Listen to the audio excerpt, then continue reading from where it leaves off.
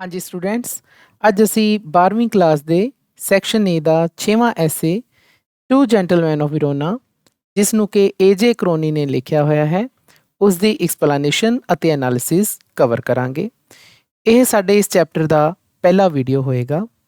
Students ਮੈਂ ਤੁਹਾਨੂੰ ਦੱਸਣਾ ਚਾਹਾਂਗਾ ਕਿ 12ਵੀਂ ਕਲਾਸ ਦੇ ਸੈਕਸ਼ਨ ਏ ਦੇ ਜਿਹੜੇ ਬਾਕੀ 5 ਐਸੇ ਨੇ ਉਹਨਾਂ ਦੀ ਸਾਰਿਆਂ ਦੀ ਮੈਂ ਵੀਡੀਓਜ਼ ਬਣਾ ਕੇ ਤੁਹਾਨੂੰ ਪਹਿਲਾਂ ਸ਼ੇਅਰ ਕਰ ਚੁੱਕਿਆ ਹਾਂ। ਉਹਨਾਂ ਵੀਡੀਓਜ਼ ਵਿੱਚ ਉਹਨਾਂ ਚੈਪਟਰਸ ਦੇ long answer type questions, short answer type questions, ਉਹਨਾਂ ਦੀ ਐਕਸਪਲੇਨੇਸ਼ਨ ਅਤੇ ਉਹਨਾਂ ਦੇ ਚੈਪਟਰਸ ਦੇ ਪਿੱਛੇ ਦਿੱਤੀਆਂ ਹੋਈਆਂ ਐਕਸਰਸਾਈਜ਼ਸ ਅਤੇ ਉਹਨਾਂ ਦੇ ਸੋਲੂਸ਼ਨਸ ਸ਼ਾਮਿਲ ਨੇ। ਮੈਨੂੰ ਉਮੀਦ ਹੈ ਕਿ ਤੁਸੀਂ ਇਹ ਸਾਰੇ ਵੀਡੀਓਜ਼ ਜ਼ਰੂਰ ਦੇਖੇ ਹੋਣਗੇ। ਸਟੂਡੈਂਟਸ, ਚੈਪਟਰ ਸ਼ੁਰੂ ਕਰਨ ਤੋਂ ਪਹਿਲਾਂ ਇਸ ਦੇ ਰਾਈਟਰ ਏਜੇ ਕਰੋਨਿਨ ਬਾਰੇ ਜਾਣਕਾਰੀ ਪ੍ਰਾਪਤ ਕਰ ਲੈਂਦੇ ਹਾਂ। ਏਜੇ ਕਰੋਨਿਨ ਵਾਜ਼ ਅ ਡਾਕਟਰ। ਪੇਸ਼ੇ ਤੋਂ ਉਹ ਇੱਕ doctor C. He practice medicine in Wales and in London. ਤਾਂ ਉਹਨਾਂ ਨੇ ਆਪਣੀ ਡਾਕਟਰੀ ਦੀ ਪ੍ਰੈਕਟਿਸ ਵੇਲਸ ਅਤੇ ਲੰਡਨ ਦੇ ਵਿੱਚ ਕੀਤੀ। ਇਹ ਦੋਵੇਂ ਯੂਨਾਈਟਿਡ ਕਿੰਗਡਮ ਦਾ ਹਿੱਸਾ ਨੇ। It was while recovering from a breakdown in health that he wrote his first novel Hatter's Castle. ਤਾਂ ਇੱਕ ਵਾਰੀ ਉਹ ਬਿਮਾਰ ਹੋ ਗਏ ਤਾਂ ਬਿਮਾਰੀ ਤੋਂ ਰਿਕਵਰੀ ਕਰਦੇ ਹੋਏ ਉਹਨਾਂ ਨੇ ਆਪਣਾ ਪਹਿਲਾ ਨਾਵਲ ਲਿਖਿਆ ਜਿਸ ਦਾ ਨਾਮ ਸੀ ਹੈਟਰਸ ਕੈਸਲ, ਜਿਸ ਨੂੰ ਕਿ ਤੁਸੀਂ ਸਕਰੀਨ ਤੇ ਦੇਖ ਪਾ ਰਹੇ ਹੋ। It was a huge success. ਇਹ ਬਹੁਤ ਹੀ ਕਾਮਯਾਬ ਹੋਇਆ, ਬਹੁਤ ਹੀ ਪ੍ਰਸਿੱਧ ਹੋਇਆ। Cronin gave up practising medicine and took to writing as a career. ਜਦੋਂ ਇਸ ਨਾਵਲ ਨੂੰ ਬਹੁਤ ਜ਼ਿਆਦਾ ਮਸ਼ਹੂਰੀ ਮਿਲੀ ਤਾਂ ਕਰੋਨਿਨ ਨੇ ਡਾਕਟਰੀ ਛੱਡ ਦਿੱਤੀ। ਤਾਂ ਗਿਵ ਅਪ ਇੱਕ ਫਰੇਜ਼ਲ ਵਰਬ ਹੁੰਦੀ ਹੈ ਸਟੂਡੈਂਟਸ, ਜਿਸ ਦਾ ਮਤਲਬ ਹੁੰਦਾ ਹੈ ਕਿਸੇ ਚੀਜ਼ ਨੂੰ ਛੱਡ ਦੇਣਾ। ਤੇ ਇੱਥੇ ਆਏਗਾ ਉਹਨਾਂ ਨੇ ਆਪਣੀ ਡਾਕਟਰੀ ਛੱਡ ਦਿੱਤੀ ਅਤੇ ਉਹਨਾਂ ਨੇ ਰਾਈਟਿੰਗ ਨੂੰ ਆਪਣਾ ਇੱਕ ਕਰੀਅਰ ਬਣਾ ਲਿਆ। He wrote a number of novels and short stories. ਉਸ ਤੋਂ ਬਾਅਦ ਉਹਨਾਂ ਨੇ ਬਹੁਤ ਸਾਰੇ ਨਾਵਲਸ ਅਤੇ ਛੋਟੀਆਂ ਕਹਾਣੀਆਂ ਲਿਖੀਆਂ। ਐਮੰਗ ਹਿਜ਼ ਬੈਸਟ ਨੋ ਨਾਵਲਸ ਆਰ। ਤਾਂ ਉਹਨਾਂ ਦੇ ਬਹੁਤ ਸਾਰੇ ਮਸ਼ਹੂਰ ਨਾਵਲਸ ਨੇ ਜਿਨ੍ਹਾਂ ਦੇ ਵਿੱਚੋਂ ਕੁਝ ਨਾਵਲਸ ਨੇ the Citadel, the key of the kingdom. Actually ਇਸ ਨਾਵਲ ਦਾ ਸਹੀ ਨਾਮ ਹੈ the keys of the kingdom and the Spanish gardener. ਅਤੇ ਇੱਕ ਉਹਨਾਂ ਦਾ ਹੋਰ ਨਾਵਲ ਹੈ ਦ ਸਪੈਨਿਸ਼ ਗਾਰਡਨਰ। ਤਾਂ ਇਹ ਸਾਰੇ ਨਾਵਲਸ ਉਹਨਾਂ ਦੇ famous novel C students. The title of the present story is that one of the early plays of Shakespeare। ਤਾਂ ਜਿਹੜਾ ਅਸੀਂ ਚੈਪਟਰ ਅੱਜ ਪੜ੍ਹਨ ਜਾ ਰਹੇ ਹਾਂ ਜੀ ਕਰੋਨਿਨ ਦਾ ਲਿਖਿਆ ਹੋਇਆ ਜਿਸ ਦਾ ਨਾਮ ਹੈ ਟੂ ਜੈਂਟਲਮੈਨ ਆਫ ਵਿਰੋਨਾ। ਤਾਂ ਇਸ ਦਾ ਨਾਮ ਸਾਡੇ ਇੱਕ ਬਹੁਤ ਹੀ ਮਸ਼ਹੂਰ ਡਰਾਮੈਟਿਸਟ ਨੇ ਜੀ ਵਿਲੀਅਮ ਸ਼ੇਕਸਪੀਅਰ। ਉਹਨਾਂ ਦਾ ਇੱਕ ਡਰਾਮਾ ਹੈ ਜੀ, ਕਾਮੇਡੀ ਪਲੇ ਹੈ ਟੂ ਜੈਂਟਲਮੈਨ ਆਫ ਵਿਰੋਨਾ। ਤਾਂ ਉਸ ਕਾਮੇਡੀ ਪਲੇ ਦੇ ਨਾਮ ਤੇ ਇਸ ਚੈਪਟਰ ਦਾ ਨਾਮ ਰੱਖਿਆ ਹੋਇਆ ਹੈ। ਸਟੂਡੈਂਟਸ, ਮੈਂ +1 ਅਤੇ +2 ਕਲਾਸਿਸ ਦੇ ਜਨਰਲ ਇੰਗਲਿਸ਼ ਅਤੇ ਇਲੈਕਟਿਵ ਇੰਗਲਿਸ਼ ਦੇ ਬਹੁਤ ਸਾਰੇ ਵੀਡੀਓਜ਼ ਬਣਾਏ ਹੋਏ ਹਨ। ਇਹਨਾਂ ਵੀਡੀਓਜ਼ ਨੂੰ ਦੇਖਣ ਦੇ ਲਈ ਤੁਸੀਂ YouTube ਦੀ ਸਰਚ ਬਾਰ 'ਤੇ ਜਾ ਕੇ ਦੀਪਕ ਸੂਦ ਲਵ ਲਰਨਿੰਗ ਟੂ ਲੀਡ ਟਾਈਪ ਕਰੋ। ਰਿਜ਼ਲਟ ਵਿੱਚ ਆਈ ਪਹਿਲੀ ਸਾਈਟ 'ਤੇ ਦੀਪਕ ਸੂਦ ਦੇ ਜਾ ਕੇ ਕਲਿੱਕ ਕਰੋ। ਤਾਂ ਇਸ ਤਰ੍ਹਾਂ ਤੁਸੀਂ ਚੈਨਲ 'ਤੇ ਪਹੁੰਚ ਜਾਵੋਗੇ ਜਿੱਥੇ ਤੁਸੀਂ ਵੀਡੀਓਜ਼ ਦਾ ਇੱਕ ਸੈਕਸ਼ਨ ਦੇਖੋਗੇ। ਵੀਡੀਓਜ਼ 'ਤੇ ਕਲਿੱਕ ਕਰੋ, ਤੁਹਾਨੂੰ ਮੇਰੀਆਂ ਬਣਾਈਆਂ ਹੋਈਆਂ ਸਾਰੀਆਂ ਵੀਡੀਓਜ਼ ਤੁਹਾਨੂੰ ਮਿਲ ਜਾਣਗੀਆਂ। ਇਸ ਦੇ ਵਿੱਚ +1 +2 ਦੀਆਂ ਸਾਰੀਆਂ ਕਲਾਸਿਸ ਦੀਆਂ ਜੋ ਮੈਂ ਵੀਡੀਓਜ਼ ਬਣਾਈਆਂ ਹਨ ਉਹ ਸ਼ਾਮਿਲ ਹਨ। ਪਲੇਲਿਸਟ ਵਾਲੇ ਸੈਕਸ਼ਨ 'ਤੇ ਜਾ ਕੇ ਤੁਸੀਂ ਸਾਰੀਆਂ ਪਲੇਲਿਸਟ ਪ੍ਰਾਪਤ ਕਰ ਪਾਓਗੇ, ਜਿਵੇਂ ਕਿ ਕਲਾਸ 12 ਦੀ ਪਲੇਲਿਸਟ ਚੌਥੇ ਨੰਬਰ 'ਤੇ ਹੈ। ਇਸ 'ਤੇ ਤੁਸੀਂ ਜਾ ਕੇ ਜਦੋਂ ਵਿਊ ਫੁੱਲ ਪਲੇਲਿਸਟ ਕਰੋਗੇ ਤਾਂ ਤੁਹਾਨੂੰ ਕਲਾਸ 12 ਦੀਆਂ ਸਾਰੀਆਂ ਵੀਡੀਓਜ਼ ਮਿਲ ਜਾਣਗੀਆਂ। ਇਸੇ ਤਰ੍ਹਾਂ ਤੁਸੀਂ ਬਾਕੀ ਕਲਾਸ 11 ਉਹਨਾਂ ਦੀ ਪਲੇਲਿਸਟ 'ਤੇ ਜਾ ਕੇ ਸਾਰੀਆਂ ਵੀਡੀਓਜ਼ ਪ੍ਰਾਪਤ ਕਰ ਸਕਦੇ ਹੋ। ਅਤੇ ਇਸੇ ਤਰ੍ਹਾਂ ਮੈਂ ਕਲਾਸ 11 ਅਤੇ ਕਲਾਸ 12 ਦੀਆਂ ਗ੍ਰਾਮਰ ਦੀਆਂ ਵੀਡੀਓ ਲਿਸਟ ਬਣਾਈ ਹੋਈ ਹੈ, ਤਾਂ ਉਹ ਸਾਰੀਆਂ ਵੀਡੀਓਜ਼ ਤੁਹਾਨੂੰ ਪ੍ਰਾਪਤ ਹੋ ਜਾਣਗੀਆਂ। ਅਤੇ ਇੱਕ ਪਲੇਲਿਸਟ ਇੰਗਲਿਸ਼ ਇਲੈਕਟਿਵ ਕਲਾਸ 11 ਦੀ ਵੀ ਹੈ ਅਤੇ ਉਸ ਦੇ ਵਿੱਚ ਤੁਹਾਨੂੰ ਸਾਰੀਆਂ ਕਲਾਸ 11 ਦੀਆਂ ਪਲੇਲਿਸਟ ਪ੍ਰਾਪਤ ਹੋ ਜਾਣਗੀਆਂ। ਤਾਂ ਮੈਂ ਤੁਹਾਨੂੰ ਸਾਰਿਆਂ ਨੂੰ ਅਪੀਲ ਕਰਦਾ ਹਾਂ ਕਿ ਇੱਕ ਵਾਰ ਤੁਸੀਂ ਦੀਪਕ ਸੂਦ ਲਵ ਲਰਨਿੰਗ ਟੂ ਲੀਡ ਚੈਨਲ 'ਤੇ ਜ਼ਰੂਰ ਵਿਜ਼ਿਟ ਕਰੋ। ਸਟੂਡੈਂਟਸ, ਐਸੇ ਸਟਾਰਟ ਕਰਦੇ ਹਾਂ। As the narrator and his friend drove through the foothills of the Alps, two small boys stopped us on the outskirts of Verona। ਐਸੇ ਦੇ ਸ਼ੁਰੂਆਤ ਦੇ ਵਿੱਚ ਸੀਨ ਹੈ ਜੀ ਐਲਪਸ ਪਹਾੜਾਂ ਦੇ ਵਿੱਚੋਂ ਦੀ ਜਾਂਦੇ ਹੋਏ ਲੇਖਕ ਅਤੇ ਉਸਦੇ ਫਰੈਂਡ ਦਾ। ਕਾਰ ਡਰਾਈਵ ਕਰਦੇ ਹੋਏ ਜਾ ਰਹੇ ਨੇ ਜੀ ਪਹਾੜਾਂ ਦੇ ਵਿੱਚੋਂ। ਹੁਣ ਐਲਪਸ ਜਿਹੜੇ ਨੇ ਇਹ ਇੱਕ ਪਹਾੜਾਂ ਦੀ ਰੇਂਜ ਹੈ ਜੋ ਕਿ ਯੂਰਪ ਦੇ ਵਿੱਚ ਫੈਲੀ ਹੋਈ ਹੈ। ਜਿਵੇਂ ਕਿ ਤੁਸੀਂ ਦੇਖ ਪਾ ਰਹੇ ਹੋ ਸਕਰੀਨ ਦੇ ਉੱਪਰ ਕਿ ਇਹ ਐਲਪਸ ਪਹਾੜ ਕਾਫੀ ਜ਼ਿਆਦਾ ਫੈਲੇ ਹੋਏ ਨੇ। ਇਸ ਲਾਈਨ ਦੇ ਵਿੱਚ ਜ਼ਿਕਰ ਆਇਆ ਹੈ ਤਾਂ ਵਿਰੋਨਾ ਸ਼ਹਿਰ ਦੇ ਵਿੱਚੋਂ ਦੀ ਐਲਪਸ ਪਹਾੜਾਂ ਦੀ ਰੇਂਜ ਲੰਘਦੀ ਹੈ। ਤਾਂ ਸਟੂਡੈਂਟਸ, ਮੈਂ ਤੁਹਾਨੂੰ ਦੱਸਣਾ ਚਾਹਾਂਗਾ ਕਿ ਵਿਰੋਨਾ ਸਿਟੀ ਇੱਕ ਬਹੁਤ ਹੀ ਬਿਊਟੀਫੁਲ ਸਿਟੀ ਹੈ ਇਟਲੀ ਦੀ। ਹਰ ਸਾਲ ਬਹੁਤ ਸਾਰੇ ਸੈਲਾਨੀ ਇਸ ਸਿਟੀ ਦੀ ਸੈਰ ਕਰਨ ਆਉਂਦੇ ਨੇ। ਇਟਲੀ ਦੇ ਵਿੱਚ ਬਹੁਤ ਸਾਰੀਆਂ ਖੂਬਸੂਰਤ ਸ਼ਹਿਰ ਨੇ, ਉਹਨਾਂ ਦੇ ਵਿੱਚ ਵਿਰੋਨਾ ਇੱਕ ਹੈ, ਜਿਵੇਂ ਕਿ ਤੁਸੀਂ ਤਸਵੀਰ ਦੇ ਵਿੱਚ ਦੇਖ ਪਾ ਰਹੇ ਹੋ। ਤਾਂ ਵਿਰੋਨਾ ਸ਼ਹਿਰ ਦੇ ਆਊਟਸਕਰਟ ਦੇ ਵਿੱਚੋਂ ਦੋ ਛੋਟੇ ਲੜਕੇ, ਸਮਾਲ ਬॉयਜ਼, ਦੋ ਛੋਟੇ ਲੜਕੇ ਉਹਨਾਂ ਨੂੰ ਰੋਕਦੇ ਨੇ, ਉਹਨਾਂ ਦੀ ਕਾਰ ਨੂੰ ਰੋਕਦੇ ਨੇ। ਦੇ ਵਰ ਸੈਲਿੰਗ ਵਾਈਲਡ ਸਟ੍ਰਾਬੇਰੀਜ਼। ਤਾਂ ਉਹ ਕੀ ਕਰ ਰਹੇ ਨੇ ਜੀ ਦੋਨੇ ਲੜਕੇ, ਉਹ ਵੇਚ ਰਹੇ ਨੇ ਵਾਈਲਡ ਸਟ੍ਰਾਬੇਰੀਜ਼, ਜੰਗਲੀ ਜਿਹੜੀਆਂ ਸਟ੍ਰਾਬੇਰੀਜ਼, ਤੁਹਾਨੂੰ ਪਤਾ ਇੱਕ ਬੱਚਿਓ ਫਰੂਟ ਹੁੰਦਾ ਹੈ, ਤਾਂ ਉਹ ਇਸ ਫਰੂਟ ਨੂੰ ਵੇਚ ਰਹੇ ਨੇ। ਸਟ੍ਰਾਬੇਰੀਜ਼ ਵੇਚਣ ਦੇ ਲਈ ਨਰੇਟਰ ਉਸਦੇ ਉਸਦੇ ਫਰੈਂਡ ਨੂੰ ਰੋਕਦੇ ਹਨ। ਡੋਂਟ ਬਾਏ ਵਾਨ ਲੂਈਜੀ ਅਵਰ ਕੌਸ਼ੀਅਸ ਡਰਾਈਵਰ। ਤਾਂ ਹੁਣ ਸਾਨੂੰ ਇੱਥੋਂ ਪਤਾ ਲੱਗਦਾ ਹੈ ਕਿ ਨਰੇਟਰ ਦੇ ਨਾਲ ਜੋ ਉਸਦਾ ਫਰੈਂਡ ਹੈ ਉਹ ਹੈ ਉਸਦਾ ਡਰਾਈਵਰ ਲੂਈਜੀ, ਤੇ ਉਸ ਨੂੰ ਕਹਿੰਦਾ ਹੈ ਕਿ ਡੋਂਟ ਬਾਏ, ਕਿ ਇਹਨਾਂ ਨੂੰ ਨਾ ਖਰੀਦੋ। You will get fruit much better in Verona. ਕਹਿੰਦੇ ਵਿਰੋਨਾ ਸ਼ਹਿਰ ਦੇ ਵਿੱਚ ਤੁਸੀਂ ਇਸ ਤੋਂ ਵਧੀਆ ਫਰੂਟ ਪ੍ਰਾਪਤ ਕਰੋਗੇ, ਤੁਹਾਨੂੰ ਇਸ ਤੋਂ ਜ਼ਿਆਦਾ ਅੱਛਾ ਵਧੀਆ ਫਰੂਟ ਵਿਰੋਨਾ ਸ਼ਹਿਰ ਦੇ ਵਿੱਚ ਮਿਲ ਜਾਏਗਾ, ਬਾਹਰੋਂ ਲੈਣ ਦੀ ਲੋੜ ਨਹੀਂ ਹੈ। ਬਿਜ਼ਾਈਡਸ ਦੀਜ਼ ਬॉयਜ਼, ਇਸ ਤੋਂ ਇਲਾਵਾ ਇਹ ਦੋਵੇਂ ਲੜਕੇ, ਤਾਂ ਉਹ ਇਹ ਕਹਿੰਦਾ ਕੁਝ ਰੁਕ ਜਾਂਦਾ। ਲੂਈਜੀ shrugged his shoulders to convey his disapproval of their shabby appearance। ਉਹ ਰੁਕਦਾ ਕਿਉਂ ਹੈ? ਕਿਉਂਕਿ ਲੂਈਜੀ ਜਿਹੜਾ ਨਰੇਟਰ ਦਾ ਡਰਾਈਵਰ ਹੈ ਉਹ ਆਪਣੇ ਮੋਢੇ ਜਿਹੇ ਹਿਲਾਉਂਦਾ ਹੈ ਨਾ। ਸ਼ਰਗ ਦਾ ਮਤਲਬ ਗਲੋਸਰੀ ਦੇ ਵਿੱਚ ਲਿਖਿਆ ਹੋਇਆ ਹੈ to raise your shoulders and then drop them to show that you do not know or care about something। ਇਹ ਬਿਲਕੁਲ ਐਵੇਂ ਹੁੰਦਾ, ਸਪੋਜ਼ ਕਰੋ ਆਪਾਂ ਕਿਸੇ ਪਰਸਨ ਨੂੰ ਪੁੱਛੀਏ ਕਿ ਤੈਨੂੰ ਇਸ ਚੀਜ਼ ਬਾਰੇ ਪਤਾ ਹੈ, ਤਾਂ ਉਹ ਮੋਢੇ ਜੇ ਮਾਰਦਾ, ਪਹਿਲਾਂ ਮੋਢੇ ਥੋੜੇ ਉੱਪਰ ਚੱਕਦਾ, ਫਿਰ ਥੱਲੇ ਜੇ ਲੈ ਕੇ ਜਾਂਦਾ, ਤਾਂ ਉਸ ਨੂੰ ਆਪਾਂ ਕਹਿੰਦੇ ਹਾਂ ਸ਼ਰਗਡ ਹਿਜ਼ ਸ਼ੋਲਡਰਸ। ਤਾਂ ਸ਼ਰਗ ਦਾ ਸ਼ੋਲਡਰਸ ਦਾ ਮਤਲਬ ਹੁੰਦਾ ਹੈ ਕਿ ਮੋਢੇ ਮਾਰਨਾ, ਤੇ ਜਿਸ ਦਾ ਮਤਲਬ ਇਹ ਹੁੰਦਾ ਕਿ ਤੁਹਾਨੂੰ ਕਿਸੇ ਚੀਜ਼ ਬਾਰੇ ਪਤਾ ਨਹੀਂ ਜਾਂ ਤੁਸੀਂ ਕਿਸੇ ਚੀਜ਼ ਬਾਰੇ ਕੇਅਰ ਨਹੀਂ ਕਰਦੇ। ਤਾਂ ਸਟੂਡੈਂਟਸ, ਮੈਂ ਤੁਹਾਡੀ ਹੈਲਪ ਦੇ ਲਈ ਜੋ ਇਸ ਚੈਪਟਰ ਦੇ ਵਿੱਚ ਵਰਡਸ ਆਏ ਹੈ ਗਲੋਸਰੀ ਦੇ, ਤਾਂ ਮੈਂ ਨਾਲੋਂ ਨਾਲ ਉਹ ਐਕਸਪਲੇਨ ਕੀਤੇ ਨੇ ਤਾਂ ਕਿ ਤੁਹਾਨੂੰ ਪੂਰੀ ਤਰ੍ਹਾਂ ਵਰਡਸ ਕਲੀਅਰ ਹੋ ਜਾਣ, ਤਾਂ ਕਿ ਤੁਸੀਂ ਜਦੋਂ ਆਪਣੀਆਂ ਨੋਟਬੁੱਕਸ ਦੇ ਵਿੱਚ ਉਹਨਾਂ ਦੇ ਮੀਨਿੰਗਸ ਨੋਟ ਕਰੋ ਤਾਂ ਤੁਹਾਨੂੰ ਕਿਸੇ ਤਰ੍ਹਾਂ ਦੀ ਕੋਈ ਦਿੱਕਤ ਨਾ ਆਵੇ। ਇੱਥੇ ਕੁਝ ਹੋਰ ਵਰਡਸ ਆਏ ਇਸੇ ਲਾਈਨ 'ਚ, ਕਨਵੇ, ਡਿਸਅਪਰੂਵਲ ਐਂਡ ਸ਼ੈਬੀ।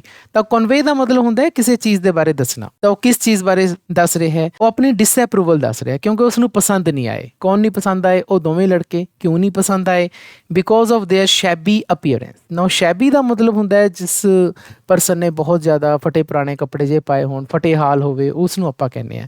ਕਿਉਂਕਿ ਉਹਨਾਂ ਦੋਨਾਂ ਲੜਕਿਆਂ ਦੀ ਜਿਹੜੀ ਅਪੀਅਰੈਂਸ ਹੈ ਕੱਪੜਿਆਂ ਦੀ ਤਰਫੋਂ ਉਹ ਕੋਈ ਬਹੁਤੀ ਵਧੀਆ ਨਹੀਂ ਹੈ, ਉਹਨਾਂ ਨੇ ਕੱਪੜੇ ਕੋਈ ਬਹੁਤੇ ਅੱਛੇ ਨਹੀਂ ਪਾਏ ਹੋਏ, ਤਾਂ ਉਹਨਾਂ ਦੇ ਇਸ ਅਪੀਅਰੈਂਸ ਨੂੰ ਦੇਖ ਕੇ ਲੂਈਜੀ ਉਹਨਾਂ ਨੂੰ ਪਸੰਦ ਨਹੀਂ ਕਰਦਾ। ਇਸੇ ਕਰਕੇ ਉਹ ਨਰੇਟਰ ਨੂੰ ਕਹਿੰਦਾ ਕਿ ਇਹਨਾਂ ਤੋਂ ਫਰੂਟ ਲੈਣ ਦਾ ਕੋਈ ਫਾਇਦਾ ਨਹੀਂ, ਤੈਨੂੰ ਇਸ ਤੋਂ ਅੱਛੇ ਫਰੂਟਸ ਵਿਰੋਨਾ ਦੇ ਵਿੱਚ ਮਿਲ ਜਾਣਗੇ। ਸਟੂਡੈਂਟਸ, ਇਸ ਤੋਂ ਅਗਲੇ ਪੈਰੇ ਦੇ ਵਿੱਚ ਇਹਨਾਂ ਦੋਨਾਂ ਲੜਕਿਆਂ ਦੇ ਬਾਰੇ ਦੱਸਿਆ ਗਿਆ ਹੈ। ਕਹਿੰਦੇ one boy had on a worn jersey and cut off khaki pants. ਤੇ ਉਹਨਾਂ ਵਿੱਚੋਂ ਇੱਕ ਲੜਕੇ ਨੇ ਇੱਕ ਫਟੀ ਪੁਰਾਣੀ ਜਰਸੀ ਪਹਿਨੀ ਹੋਈ ਸੀ ਅਤੇ ਖਾਕੀ ਪੈਂਟ ਪਾਈ ਹੋਈ ਸੀ ਜੋ ਕਿ ਕਟ ਆਫ ਸੀ, ਮਤਲਬ ਕਿ ਕੱਟੀ ਹੋਈ ਸੀ ਉਹ। The other a shortened army tunic gathered in loose folds about his skinny frame. ਦੂਸਰਾ ਜੋ ਲੜਕਾ ਹੈ ਉਸਨੇ ਇੱਕ ਛੋਟੀ ਜੀ ਆਰਮੀ ਟਿਊਨਿਕ ਪਹਿਨੀ ਹੋਈ ਹੈ।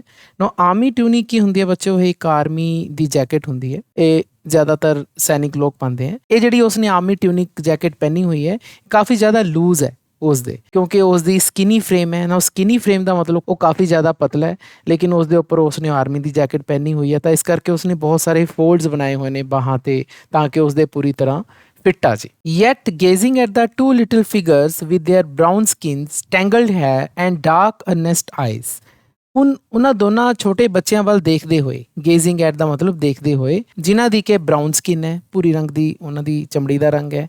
ਟੈਂਗਲਡ ਹੈਅਰ, ਨਾਓ ਟੈਂਗਲ ਦਾ ਮਤਲਬ ਗਲੋਸਰੀ ਦੇ ਵਿੱਚ ਲਿਖਿਆ ਹੋਇਆ ਅ ਟਵਿਸਟਡ ਮਾਸ ਆਫ ਥ੍ਰੈਡ ਔਰ has that can not be separated easily. ਵਾਲਾਂ ਨੂੰ ਕਿਹਾ ਗਿਆ ਜੀ ਇੱਥੇ ਵੀ ਉਹਨਾਂ ਦੇ ਵਾਲ ਇੰਨੇ ਜ਼ਿਆਦਾ ਉਲਝੇ ਹੋਏ ਸੀ ਕਿ ਐਂ ਲੱਗਦਾ ਸੀ ਕਿ ਉਹਨਾਂ ਦੀ ਕਦੇ ਜੋ ਗੁਲਝਣ ਹੈ ਉਹ ਸੁਲਝ ਨਹੀਂ ਸਕਦੀ। ਅਤੇ ਉਹਨਾਂ ਦੀਆਂ ਡਾਰਕ ਅਰਨੈਸਟ ਆਈਜ਼ ਹੈ। ਨਾਓ ਡਾਰਕ ਅਰਨੈਸਟ ਆਈਜ਼ ਬੱਚਿਓ ਇੱਕ ਫਰੇਜ਼ ਹੈ ਜਿਸ ਦਾ ਮਤਲਬ ਹੈ ਸਿੰਸੀਅਰ। ਡਾਰਕ ਅਰਨੈਸਟ ਆਈਜ਼ ਦਾ ਮਤਲਬ ਹੁੰਦਾ ਹੈ ਸਿੰਸੀਅਰ ਆਈਜ਼, ਕਿ ਉਸਦੀਆਂ ਅੱਖਾਂ ਦੇ ਵਿੱਚ ਸਿੰਸੈਰਿਟੀ ਝਲਕ ਰਹੀ ਸੀ।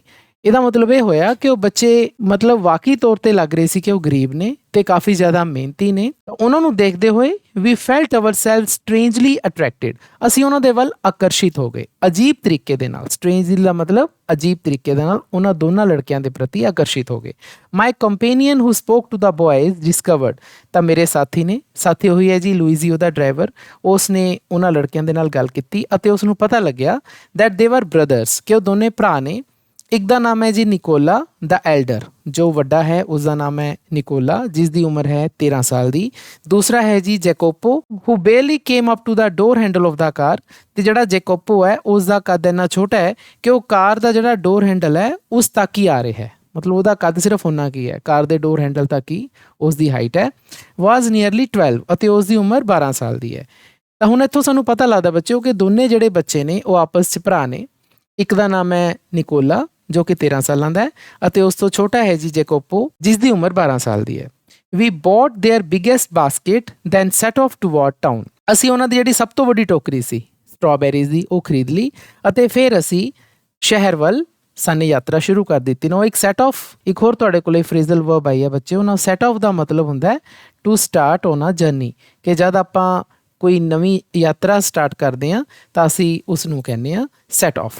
ਤੁਹਾਨੂੰ ਪਤਾ ਬੱਚਿਓ ਕਿ ਸੈਟ ਦਾ ਮਤਲਬ ਤਾਂ ਸੈੱਟ ਕਰਨਾ ਹੁੰਦਾ, ਲੇਕਿਨ ਜੇਕਰ ਸੈਟ ਦੇ ਪਿੱਛੇ OFF ਸੈਟ ਆਫ ਆ ਜੇ ਤਾਂ ਇਹਦਾ ਮਤਲਬ ਯਾਤਰਾ ਸ਼ੁਰੂ ਕਰਨ ਨੂੰ ਕਿਹਾ ਜਾਂਦਾ। Next morning coming out of R hotel we saw our friends bent over shoe shine boxes beside the fountain in the public square doing a brisk business। ਅਗਲੀ ਸਵੇਰ ਜਦੋਂ ਹੋਟਲ ਤੋਂ ਨਰੇਟਰ ਬਾਹਰ ਆਉਂਦੇ ਹੈ, ਲੇਖਕ ਬਾਹਰ ਆਉਂਦੇ ਹੈ ਤੇ ਉਹਨਾਂ ਦੇ ਫਰੈਂਡ ਵੀ ਉਦੋਂ ਨਾਲ ਹੀ ਹੁੰਦੇ ਹੈ। we saw our friends ਤਾਂ ਅਸੀਂ ਦੋਵੇਂ ਆਪਣੇ ਦੋਸਤਾਂ ਨੂੰ ਦੇਖਦੇ ਹਾਂ। ਨਾ our friends ਇੱਥੇ ਕਿਹਨਾਂ ਨੂੰ ਕਿਹਾ ਗਿਆ ਹੈ? ਨਿਕੋਲਾ ਤੇ ਜੈਕੋਪੋ ਨੂੰ। ਉਹਨਾਂ ਨੇ ਆਪਣੇ ਫਰੈਂਡਸ ਕਿਹਾ ਨਿਕੋਲਾ ਤੇ ਜੈਕੋਪੋ ਨੂੰ।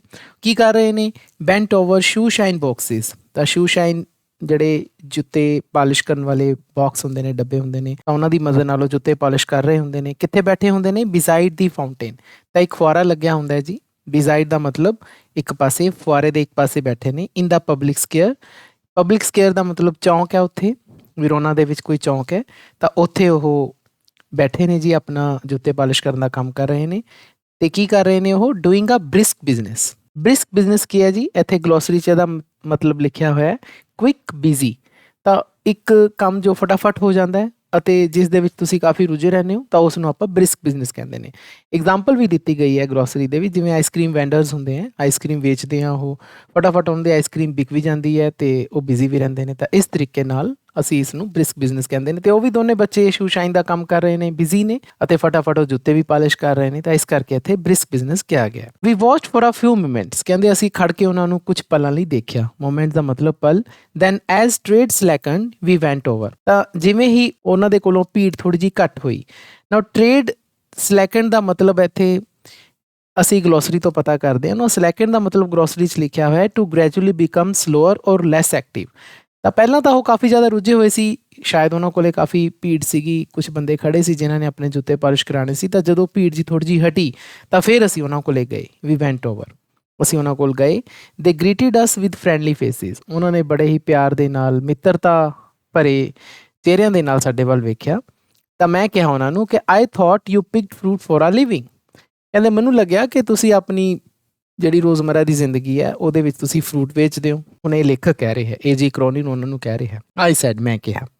ਵੀ ਡੂ ਮੈਨੀ ਥਿੰਗਸ ਸਰ, ਨਿਕੋਲਾ ਆਨਸਰਡ ਸੀਰੀਅਸਲੀ। ਲੇਖਕ ਦੀ ਗੱਲ ਸੁਣ ਕੇ ਨਿਕੋਲਾ ਬਹੁਤ ਹੀ ਸੀਰੀਅਸਲੀ ਆਨਸਰ ਦਿੰਦਾ ਹੈ, ਗੰਭੀਰਤਾਪੂਰਵਕ ਉਹ ਉੱਤਰ ਦਿੰਦਾ ਹੈ ਕਿ ਸਰ ਅਸੀਂ ਬਹੁਤ ਸਾਰੇ ਕੰਮ ਕਰਦੇ ਹਾਂ। ਵੀ ਡੂ ਮੈਨੀ ਥਿੰਗਸ। ਬੱਚਿਓ ਇਹ ਲਾਈਨ ਬੜੀ ਇੰਪੋਰਟੈਂਟ ਹੈ ਕਿਉਂਕਿ ਇਸ ਲਾਈਨ ਤੋਂ ਸਾਨੂੰ ਥੋੜ੍ਹਾ ਕਲੀਅਰ ਹੋ ਜਾਂਦਾ ਹੈ ਕਿ ਬੱਚੇ ਬਹੁਤ ਜ਼ਿਆਦਾ ਮਿਹਨਤੀ ਨੇ। ਉਹ ਕਹਿ ਰਹੇ ਹੈ ਕਿ ਵੀ ਡੂ ਮੈਨੀ ਥਿੰਗਸ। ਮੈਨੀ ਥਿੰਗਸ ਦਾ ਮਤਲਬ ਬਹੁਤ ਸਾਰੇ ਕੰਮ ਕਰਦੇ ਨੇ ਲੜਕੇ।